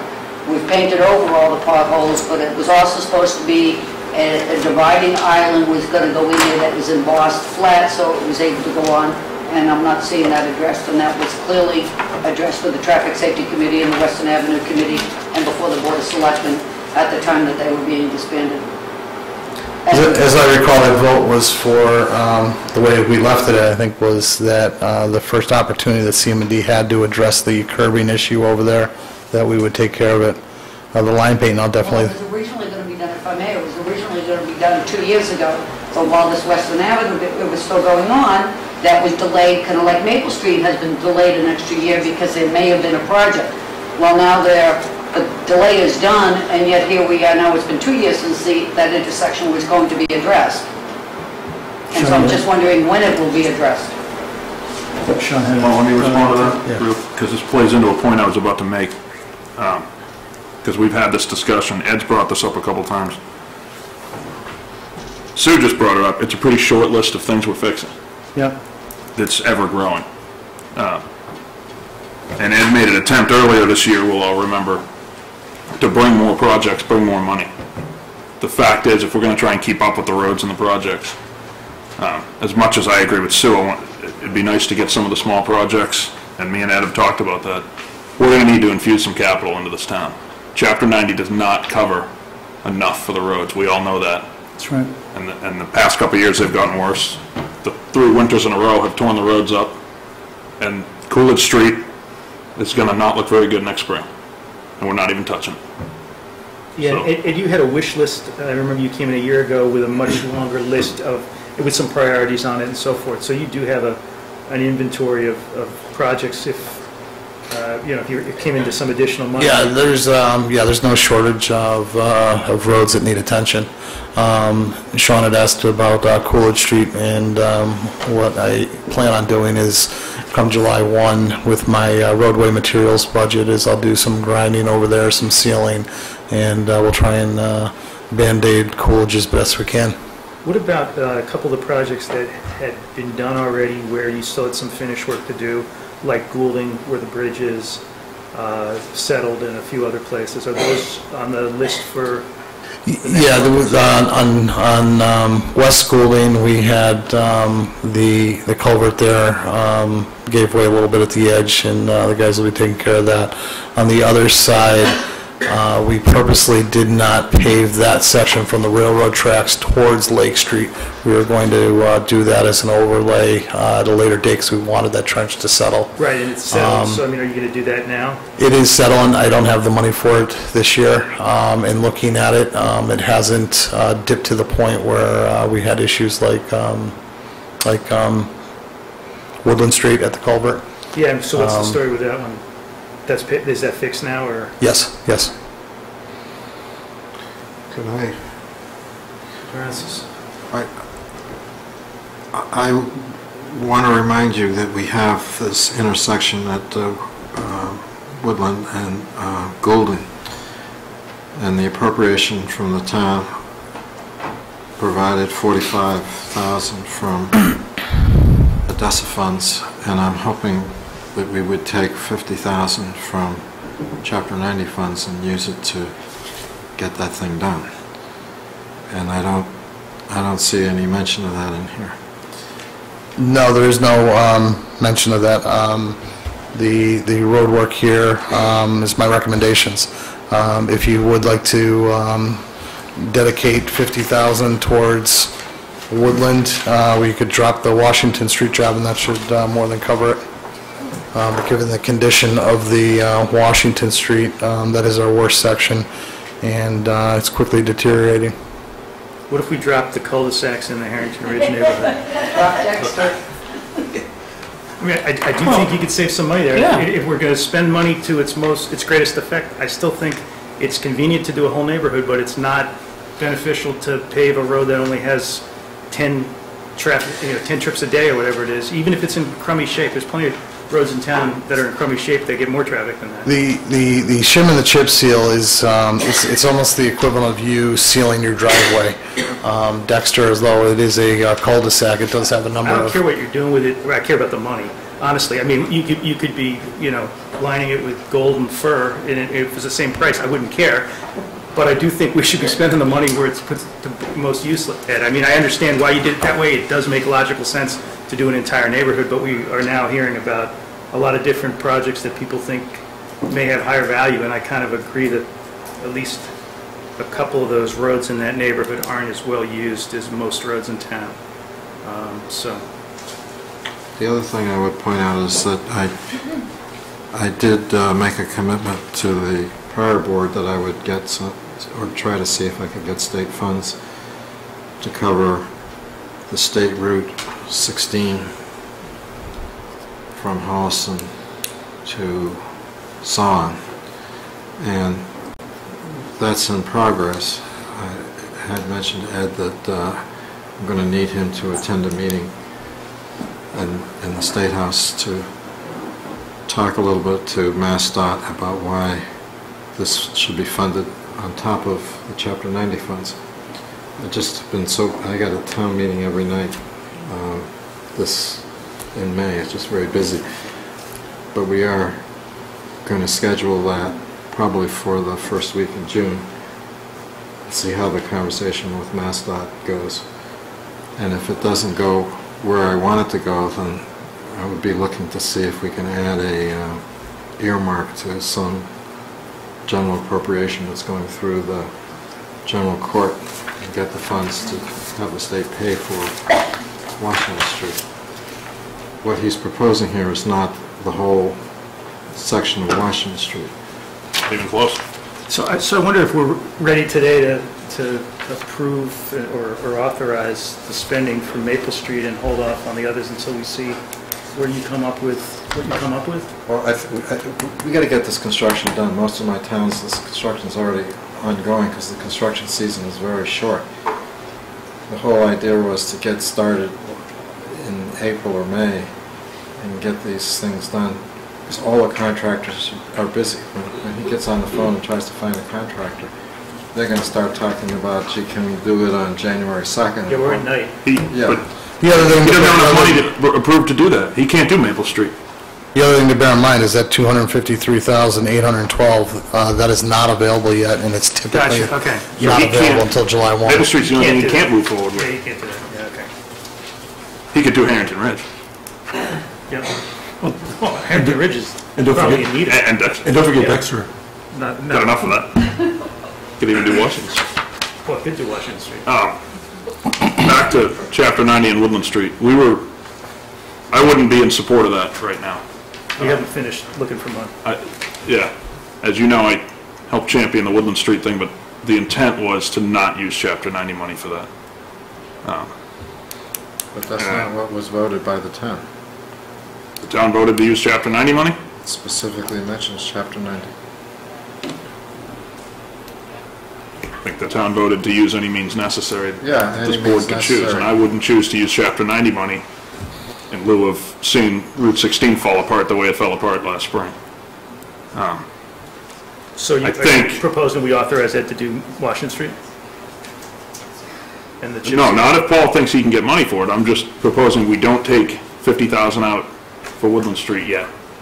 I'm with Because you on I that. want to work with Ed and see if, A, there's some funding, B, what we can do in-house to save some money on that intersection. Because I think me and him agree we can take a hard look at it and see what his crew can do. Yeah. There's some engineering work that needs to be done regardless that he's in the process of starting.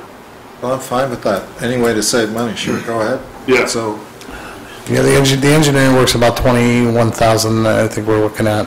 I don't have a number estimate yet from NSTAR, Everlast, to move the pole. Evermore. But you won't get that number. I can't get that number until I give them money for an estimate, yes. But as Sean mentioned, a lot of the construction is, we're going to be looking at if we can do it in-house and keep that cost down. Okay. well, that's great. That's a wonderful idea. So I'll withdraw my comment in favor of Sean doing whatever he can with you. So do we have a motion to direct Ed in doing something with this list of projects? Well, the other thing about your statement that it's not available till July 1, my other towns are doing the projects now, and they think the money's available now, and I think maybe... They're probably utilizing last year's approvals and funding. Or maybe they are borrowing the money in anticipation of the state funds.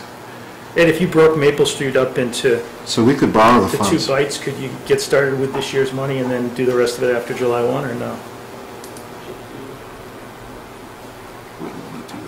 We can borrow in anticipation of the state funds. I could. Doesn't it have to be approved, though? It has to be approved if you're going to utilize the state funds. I'm not sure if you can do it now and then go back for an approval saying you want reimbursement because you did it early. Yeah. That's something I'd have to look into. The other reason also is doing it in the summertime and after is school's out and you don't have to deal with school buses, which is alleviates traffic. And as most people know, Sherborn tends to vacate in the summertime. There is a lot less traffic. I'm just looking at your 175,000 of balance forward and seeing that, to Paul's point about getting started on projects, is there something we can do with that money? And the way these chunks break off, maybe there is, maybe that becomes the chip seal neighborhood, I don't know, but... Well, you also have the 100, right? So you have 275 right now to spend, don't you? Yes. With the possibility of another 26, depending on Yeah, so you got about increase. 300, yeah. It's the 275, 407, 75. That's a firm, solid number of what we have in our account. Just as long as you take it. I know you no longer walk that neighborhood. Those streets are falling apart. I'm sure they are. They're just... We're in such a budget crunch with road money, that's all. Particularly that, no. I mean, that's all it is. So can I move approval of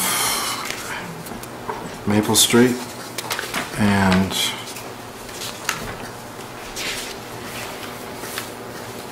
the chip sealing program of some amount not exceeding 100 grand? Take Mike's comment. Don't short fund them. Don't short fund them. Well, Mike, I think, was saying he didn't want... I was suggesting we try to pare that back and save money that we can use someplace else, but I mean, that's... It was that's 12, up he to said you it would guys. save 12 grand to take one street out, so I basically took 12 grand off of it. If you wanted to take Dexter out, it's $12,830. If you wanted to take McGregor out, it's $14,046. And if you wanted to take Wildwood out, it's $15,278. Can I just make a comment here? Yeah. And because we're about to allocate out, $500,000 worth of money here, and I mean, yeah, I know we all drive around, we all have our opinions about which roads need it, which ones don't, but there doesn't seem to be a whole lot of science to this. I mean, I would think that we'd be getting some pictures or a description of the existing road or something. I mean, this reminds me a little bit of the pickup / dump truck episode we had at town meeting, where I just, I don't know what I'm voting on here. Maple Street has the highest amount of potholes that we had to repair this past fall, and it's quickly being superseded by Washington. It's the #1 road that we have our complaints on. Are there others? Absolutely. Well, there ought to be a way of, I think, presenting that information. There is, and Sean had actually... So we can make a decision based on some data, rather than just sort of flying by the seat of our pants. I assure you, this isn't flying by the seat of your pants. So I think we could go through an entire roadway management index and spend the time with the money, with the photographs and cracking coefficients and come up with indexes of which road is bad. I think we're so far behind on the funding that you have a number of roadways that are just blatant in your face and need to be addressed. Mark, I'd love to get to a point where I could have a roadway management program. When I went to the state with the Washington Street thing, they told me that we needed to have a series of photographs of existing conditions. They needed a map of what was actually proposed, marked on a map, and they needed a hard cost number from somebody who was going to do the project. So if you remember, I went back to you and said we needed all these other things. Had got all those things. So there's a package now for the Washington Street thing that I've been peddling around the State House. But it contains the information that you're looking for. So it is possible to get that kind of information. And it's the kind of information that state officials I think this board deserves that level of information for this kind of money. Can I add something? I think last year, didn't we talk about a road rating system, and you had showed me something, how you grade the roads. It was like a chart of the streets, of your priorities and what sort of grade, or what grade. That was the sidewalk where we went through, where we graded each of the sidewalks and how they were going to be replaced. Okay. Yeah, that was sidewalks there. That was when the Harrington Ridge sidewalk was dropped from the list. One side of this that's a little less scientific is there's a little risk analysis that Ed has to do in his head, because Coolidge Street may not seem that bad, but it will next spring, and he knows that. Yeah. Washington Street might not have seemed all that bad last fall, but if anyone remembers the thaw, it was a disaster this spring. Yeah, and it was so some of that plays into it. You can't go take a picture of how bad this road will be next fall. But if you don't either chip seal it or seal the cracks like they just did, you know what's going to happen as soon as the thaw comes. The picture hasn't developed yet. So I think some of that is what he's trying to do.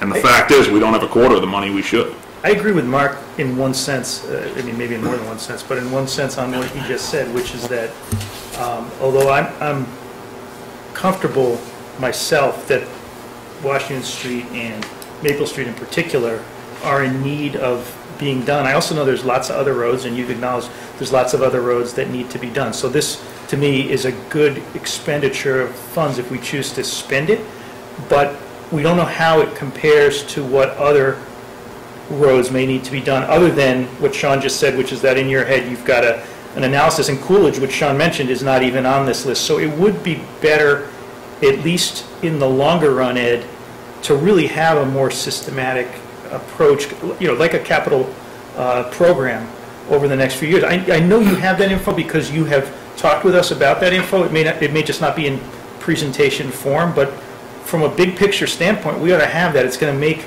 these kinds of meetings easier, and it's going to also make justifying to town meeting why we should be getting more road money appropriated every year. It's going to make that easier too, because there's actually a program. Look how Pine Hill School has just sailed through the last couple of years because they did that exercise and they know what it's going to cost, when it has to be done, and what it is. And we need more of that, I think, on the roads. Yeah. And you may have it. I'm not saying you don't have it, but to Mark's point, it's not in this particular package. Yeah, and also, I mean, Mark, I do agree that, I mean, most public works in most cities and towns, they strive to have a full-blown roadway management program. The data that goes into it is a lot. It's a lot of work, and it's personnel and time that we don't have. And given the level of funding here, we haven't gotten to that point. If we had a commitment in a full-blown capital, yeah, that makes sense to go through and index everything. But where we've had a lack of the funding, you're doing a lot of work to, like Sean said, is you know what needs to be done. What I can do, though, is I can take every roadway in town and work it out with a length, width, and an estimate of a cost, and prioritize that entire list for you. Yeah, I don't think, I think we need that before next town meeting. Yeah, I don't think... And I'm not saying we should vote on this right now either. I think we need two things. And maybe I had the advantage of having a couple conversations with him in regards to that. Because the first thing I said, I saw this, I said, where's Coolidge Street? Yeah. You tried to bring it to town meeting. It's not here. And the fact is, you can't have both this year. You can't have Washington Street, Coolidge Street, maybe. But I think we need something short-term to decide where we're going to spend this, and decide what we're going to ask for next year, long before we get to next year, and further out. I mean, if he's going to go around and measure every road and cost them out, we're not going to get any Chapter 90 money spent this year. Yeah. The summer will go by us and we won't have spent anything. You need to get rolling on the Chapter 90s, because Right, again, some of the it. other towns are out, they have crews out there and they're working. I agree. The other, But I wonder if we should ask them to go back and reassess So how do the other chip towns seal. do that? how? Yeah. They borrow the money. And they also have things called these pavement management plans, which is like a computer program. And the third thing I would say is that we have this conversation with Ed every year about the roads, and so the road like Maple Street, we've talked about for 5 years. It's been on the list for 6 as long years, as I've been on. and it started out being sort of a lower priority, and then it kept getting higher and higher and higher and higher. And finally, a commitment was made to the neighbors who started calling and showing up at meetings that it would be done in the next year. So there is like a history here that's not reflected in these documents. I'm fully in agreement with Maple Street. If it was up to me, I would postpone the other two. All right, so can I move to authorize the Maple Street? No. Yes, go ahead. And let's get more information on the others. Yeah, let's reassess the chip seal. Okay. Maybe we can get half a Coolidge Street for that chip seal. I don't know. All right, so you had a motion on the floor to do Maple Street? Yes. Do we have a second on that motion? Second. Okay, further discussion, all in favor? Okay, so you got Maple Street. Elliot, you had a question? Comment. Every time they come up with road rebuilding, I say this, and you don't listen to me, so you won't listen now, I'm sure. When you rebuild a road or build a new road, and you have a curve, the outside of the curve should be at a higher elevation than the inside of the curve. That says if you turn to the left, the right side of the road should be a little bit higher. Now, I learned this when I was planning electric trains. When I was 5 years old, I knew if you didn't do it that way, you'd flip the train. And we do this over and over and over. We go in, dig up a road, repave it, and the curves are still wrong. Okay, thanks, Elliot. And it won't take any extra money to just take one more sweep through there and check it. There's road at 70 North Main Street. They've fixed it a little bit, but it still needs a little more. 100 Lake Street and 90 Western Avenue. Great.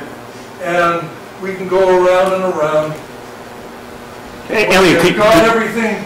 would you meet with Ed and go through your list? Because it looks like you've got a good list of those, but we can't deal with that in this session here, but if you let Ed know what you've got for where those roads are oriented wrong, he'll pay attention to that. Just eyeball it when you do it. Yep, thank you. Make the outside a little bit higher. When it freezes in this winter, you Got have an ice storm, a lot of cars go sliding off, and All right. it doesn't have to happen. Just do it. Yeah, thanks, Elliot. So next is a request from the Walker School for a Farm Pond sticker. Move approval. Okay. I do it every year. Thanks, Ed. Charitable Thanks, Ed. thing, benefits the town. We okay with, everybody okay with that? Seconded. Who is Motion it? is seconded. Walker School is a school in Needham. Okay. Well, I don't know what the special is. It says School for Disabled Kids, I think. I don't know if they're disabled or there's some sort of challenge. And they usually come about 10 students on a bus, one single bus, and they have several lifeguards with them. Yeah. And they all have to sign off from the parents of the guardian. Great.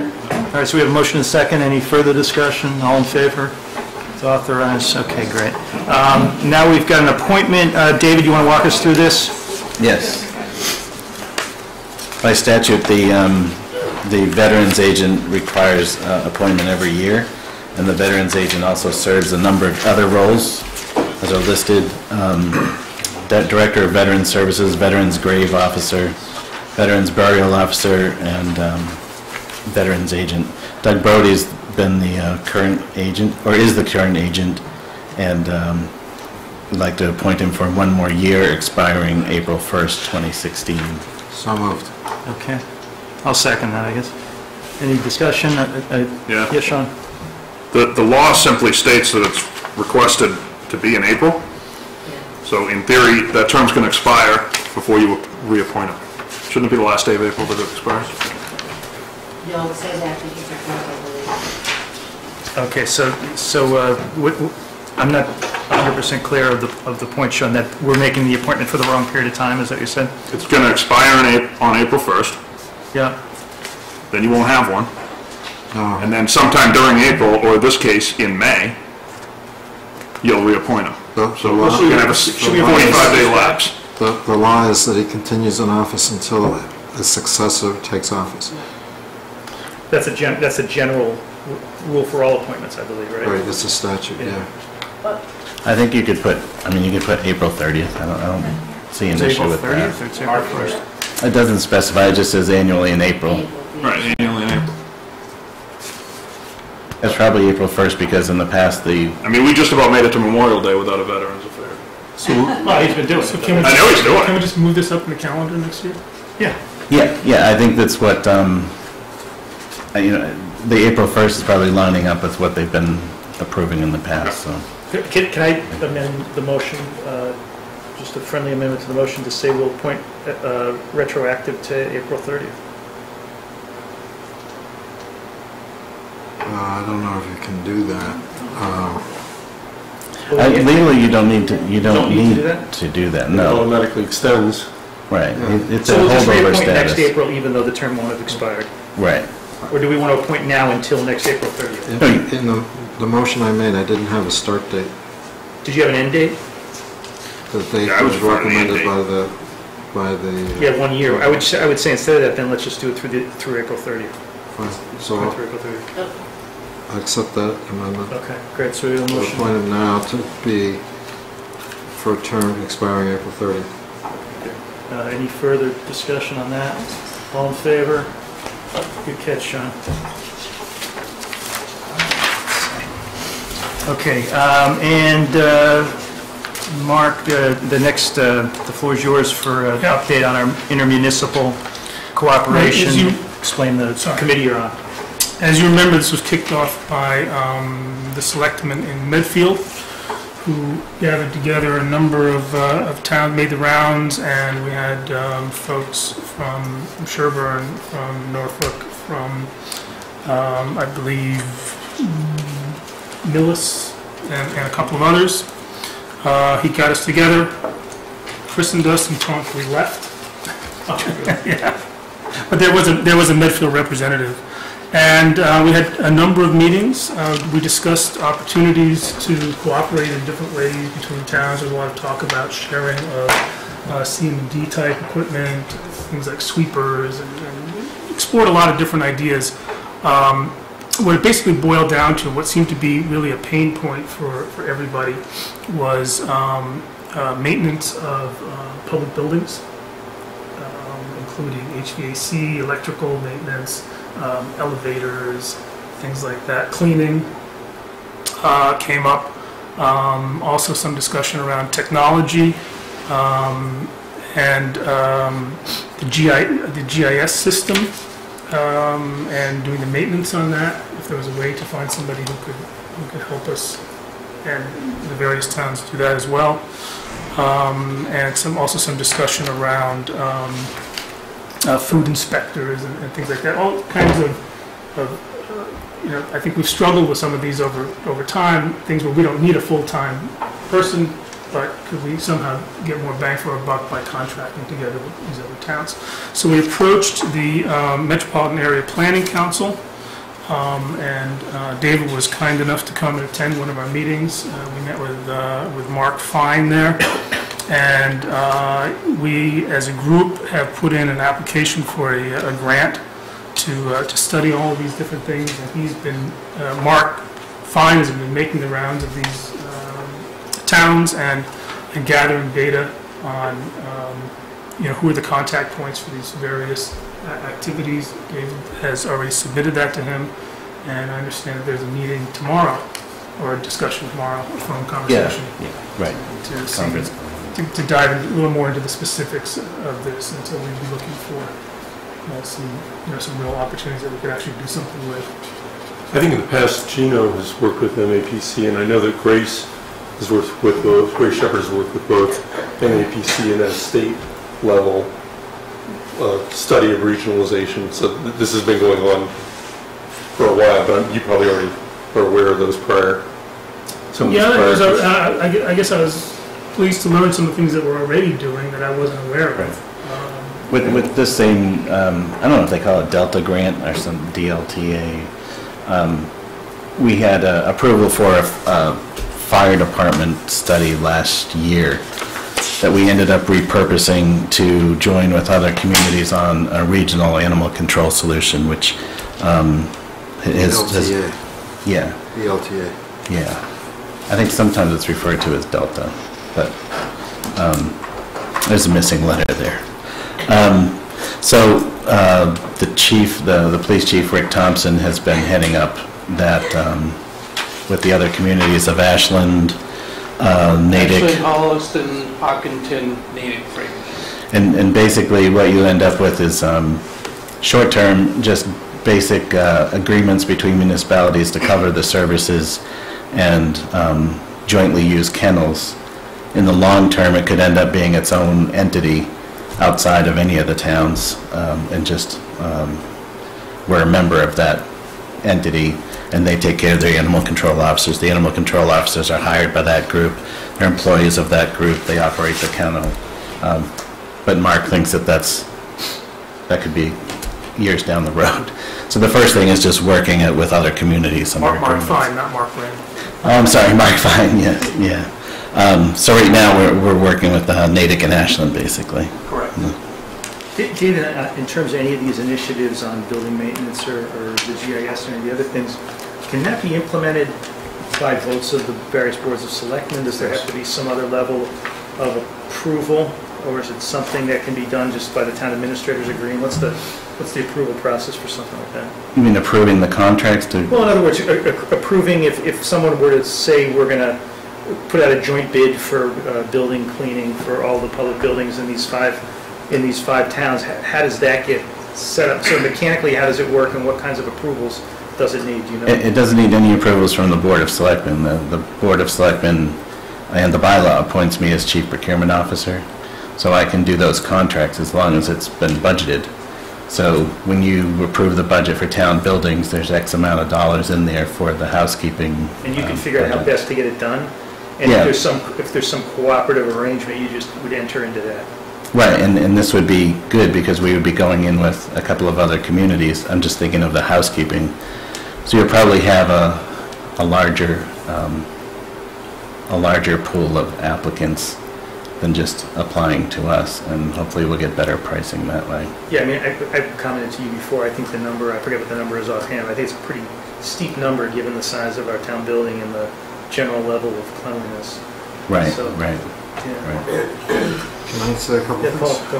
The first thing is the general laws provide that cities and towns can enter into intermunicipal agreements solely by votes of the Board of Selectmen. So if we actually wanted to do formal agreements with other towns, it's just within the scope of the Board of Selectmen.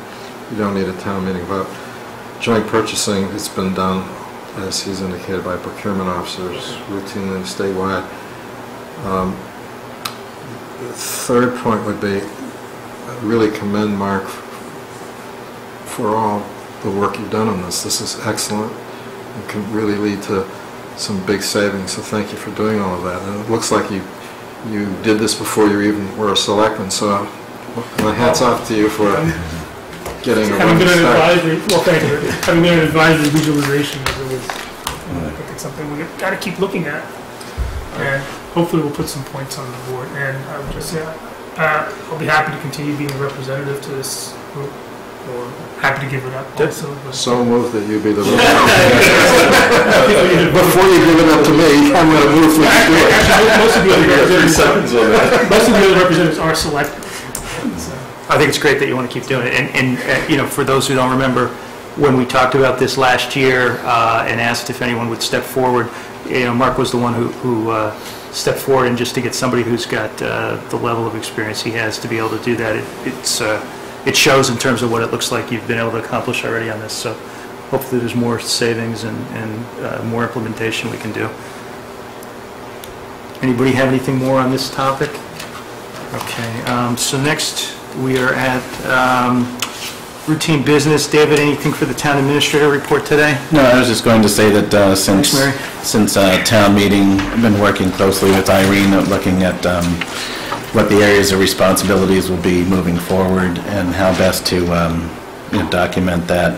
Also reviewing the Selectmen Operation Manual, so I'd like to bring forward proposed edits to that, and hopefully for the next meeting. Yeah, I was looking at that, and I did send it out, yeah. So I just thought that I would add, update it to our current procedures and what we're doing, and then send it out to you for input. I have a couple of suggestions I'll pass on already. So oh, okay. Take a look at them. Okay, great. And then the selectmen passed that credit card policy at the last meeting, and we did discover basically 7 accounts, 7 credit cards that were sitting out there, and now we'll review the purposes of those and how best to move forward with. Okay. Great, good. Thanks. Next is selectmen reports. I know at least one person is approached about a topic they want covered, but if anybody else has topics they want covered at the upcoming meetings, or if they have a report, you want to report about veterans, Memorial Day, Paul? No, I have something a little more substantive. Yeah, but it would also be good though if you could, we did tell Doug, Mike, we would say something about Memorial Day if you want to say that later too. I can read what we've got here. I know you're the one who's going to be doing the speaking.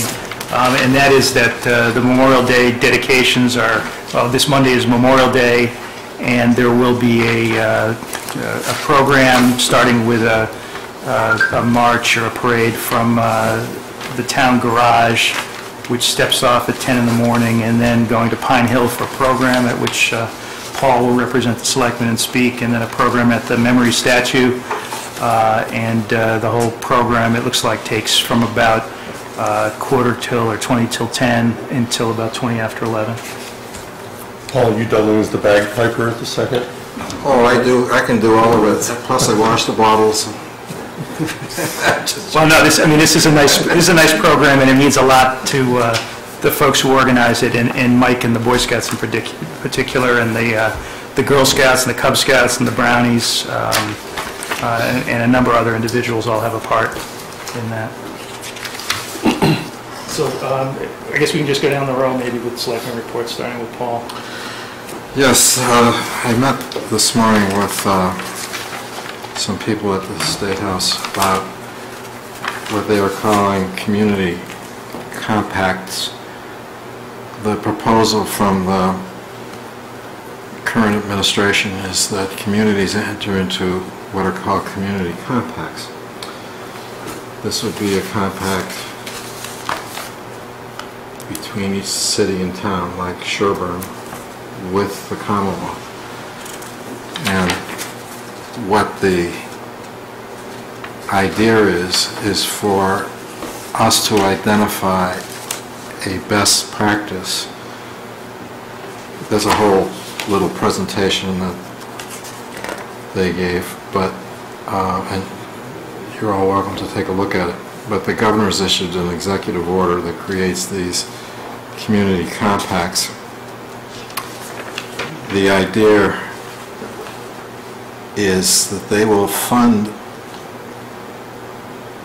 communities addressing particular best practices for that particular community. So, for example, they put together a chart of best practices, and there are 7 categories of best practices. One is financial management, one is housing and economic development, another one is education, another one is energy and environment, another one is technology, another one is transportation, and the 7th is regional cooperation. And so if a community identifies an area that they want to work on, like one of the things we talked about was a web page, updating your interface with the community via the internet, having more interactive access. Well, if that is the area of best practice that you want to do, you negotiate this compact. The state will pay $5,000 as a signing bonus for you to sign up, and they will assist you on developing that, let's say, the web page. They're reserving whether they will have a state employee do it or whether they'll give you cash. You'd have to work out the details depending on what the best practices is. But that was like one of the things. Another thing they mentioned here is implementation of a pavement management system, which we talked about earlier. I think Mark has said, why don't we have something like that? They will help update. I mean, there are computer programs that you can get that you run. You have to put a lot of data in. They will help you set that up. They won't run it for any of these programs. They won't run your web page. They won't run your pavement management program. But they'll try and set it up. They have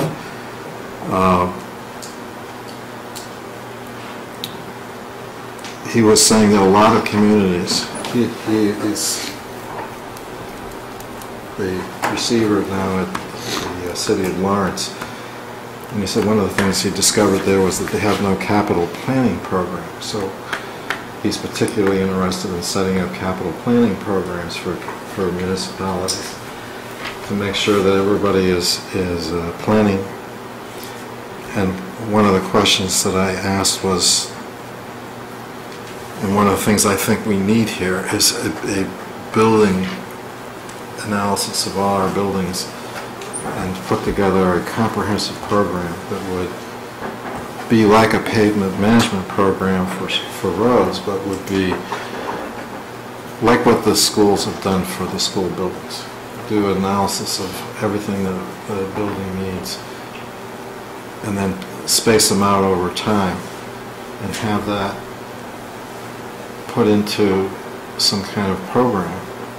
So you have a plan, and every year you go to town meeting and say, okay, we need $100,000 for the next 8 to 10 years just to maintain the buildings, keep the roofs going, replace windows, whatever needs to be done. So these are just examples of things that he was talking about. But I thought since they were going to be paying for this stuff and offering all kinds of assistance, he also pointed out that if you do this, you get extra points on municipal grant applications. So if we were going to apply for a grant for something else, we would have extra points if we had a community compact. So there's a process. Each compact agreement will run for 2 years. It's run through the Division of Local Services of the Department of Revenue. Progress payments are made based on project timeline the community has with consultants. So here's a chance, A, to make some money, B, maybe to advance the community in some area where there's an area of weakness, and C, my view is that anytime somebody offers you money, you might as well try and take it and see where it goes. So I brought Probably this... not the greatest thing for a public official to do something publicly private. So why not negotiate a community compact? Well, if this is DOR local services, I don't know, Sean and Mark, if you signed up for that training session out in Marlboro, that's DOR local services, so I'm attending it, so I'll see if they have any materials on it, but that looks pretty comprehensive. Paul, can you get that to David so he can make copies for the board on that? There it is. It doesn't have to be now, but it's done. Great. It's a chance to get some state money. It's a chance to coordinate well. One of the items is regionalization, and they'd look to see, and one of the things he threw out, I don't want to be controversial, but one of the things he threw out is, why does every community have its own treasurer? Why does every community have its own financial office? Why not have one financial office that would take care of 3 or 4 communities as opposed to one? Now, I didn't raise my hand on that given the tenor of things here in town, but that's the kind of things that they were talking about. We as a board would have to figure out what project, what goal, where do we want this kind of assistance, and they'll provide some consultants to help us achieve that goal. Great. I just have one thing, that if the other members of the selectmen are interested in, you as the chair, I would be interested in discussing at a future meeting. I'm worried about overwhelming Dave and his office with work and talking about how to coordinate it. I mean, routine stuff is one thing, but I don't know if the model should be like hiring counsel where it becomes a board decision for major projects. I'm just concerned. Working on the governance task force, we put a lot of things on your plate, Dave, and I'm just concerned about the 5 of us adding to that burden. But I raise it as something worth thinking about and perhaps talking about at a future meeting. Great. It's funny that you mentioned that, because Irene and I were looking at different procurement things and HR things and personnel and payroll, and the bylaw was passed a year ago for me to make headway on like implementing HR policies, and we've done very little at doing that. So I think I'm going to try to enlist the personnel board to speed up some of that processing. Thank you for that consideration. But this is something that looks like we could easily look into and assign it to somebody to carry it forward. Yeah, yeah. And then the operational manual, I think when we look at that, we can address some of those things, chain of, or the flow of information and the flow of project approvals and that kind of thing. And part of it also, David, is going to be things we've talked about over a while in terms of just, the ability to manage your office and you and Diane to manage that office in a way that you can be efficient in getting work done and still serve the needs of the public that comes in with questions, and it may be that there have to be some limits on open hours or some other way of addressing, so you get some concentrated blocks of time to get some of this done. I know a lot of the inefficiencies, even with a 3-person board and a TA, were due to never really being able to schedule blocks of times, whether it was board members, with questions or interruptions, or whether it was just general public or other departments that needed you, which is great. But giving you back your own schedule to some extent would be a really helpful tool, I think, if we can get to that. Mark, did you have something, I think, you wanted on the agenda you wanted to talk about, right? Yeah. Well, as I've mentioned to the board before I became a member, I'm really concerned about the general chemical situation in Framingham, and I would like to, Mike has kindly sent out all the documents, I guess, that are available. I would really point you towards this May 4th, 2015 memo from the Board of Health, the Director of Public Health in Framingham, to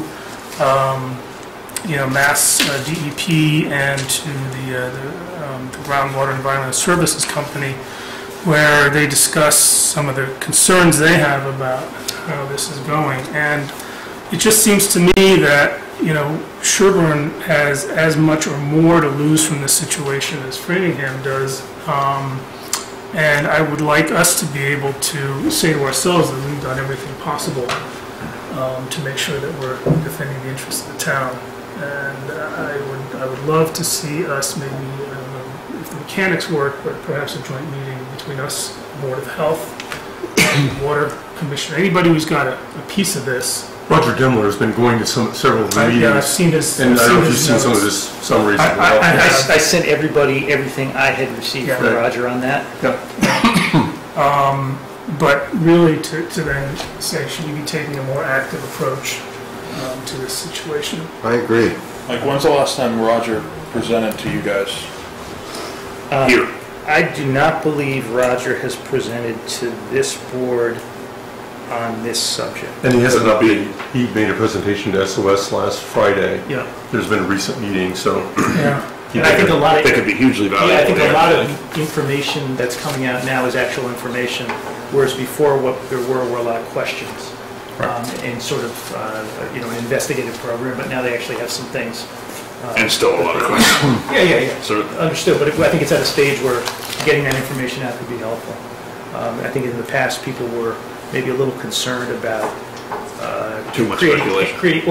Just creating panic by raising a problem without having any idea of what the scope of the problem was or what the issues could be or how it could be addressed. So.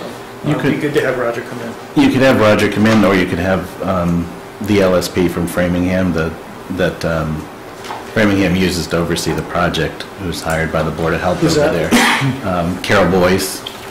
Yeah. I don't know if you know Bob Boyce, retired from Natick. I believe Carol was involved at some point with that water and sewer study, if I'm not mistaken. The town center water option? Yeah, was she involved? At the beginning, but there wasn't a role for her. Gotcha. Yeah, I just remember seeing that. Okay. Yeah, but it is the same person. If you wanted, she could attend to answer any questions from their side. So let's talk about that for a future meeting too. Yeah. Good. All right, anything else, Mark? So what would be the next step here? Getting it on an agenda for either this LSP or for Roger. You and Dave will talk about how to... Yeah, we can do that. I love your idea about the joint meeting. If the Board of Health wants to meet with us, it would be more efficient to schedule that, even if it was scheduled outside of a specific selectment setting. Well, clearly the Board of Health is involved in Framingham. It would seem to me that there ought to be some, and maybe there is, but I'd like to know about it, a discussion between their Board of Health and our Board of Health. I'm pretty sure Daryl's been in the loop on this information too, and maybe others. Thank you. Yeah, Sean, anything to add on Selectmen's reports? Sorry. No. We covered my topics I wanted to get after was the roads, which is obviously not going to be off the agenda for a little while. Yeah. All right, good. Be a top item. I will mention one other thing that I won't be able to go to the Board of Health. I think maybe we should ask the Board of Health to report back to us with regards to the CM&D water tank, which I know is on a topic tonight I can't go there. I do have some concerns about what I heard about the water quality in that building. And I'll disclose also that my well's about 200 feet from that building, so, but.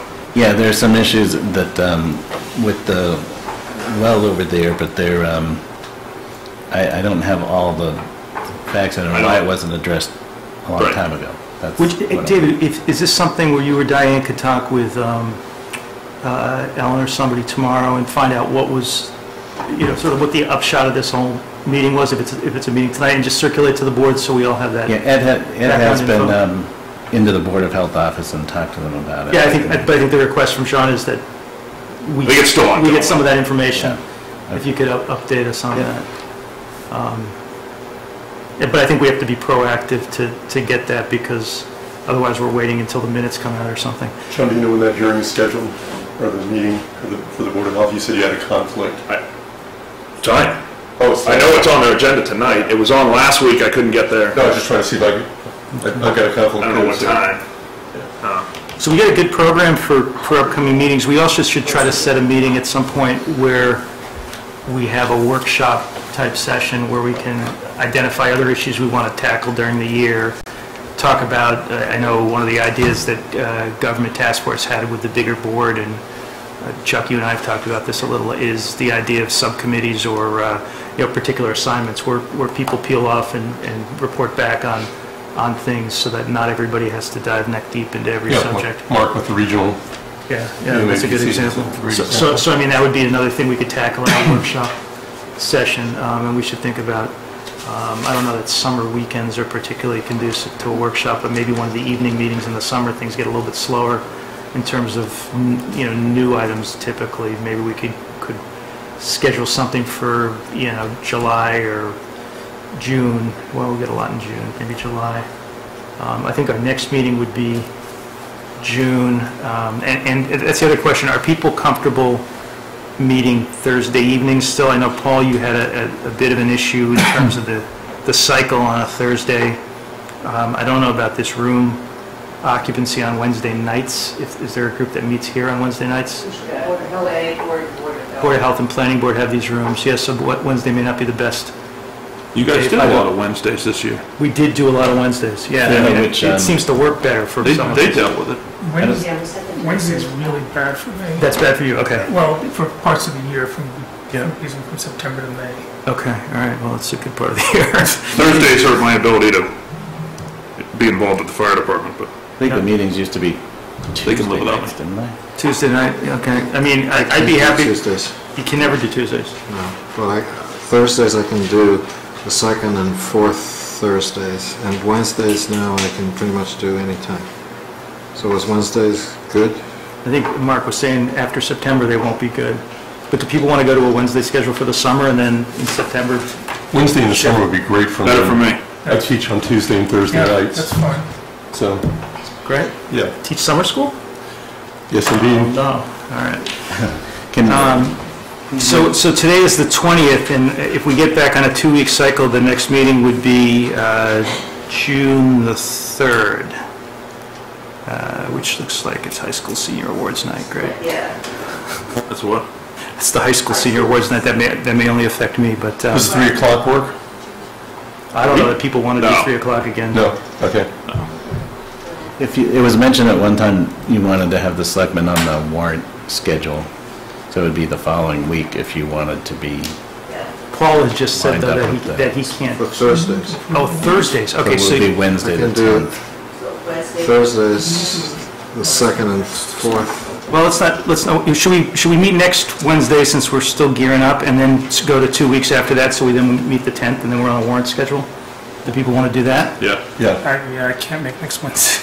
Okay, sorry.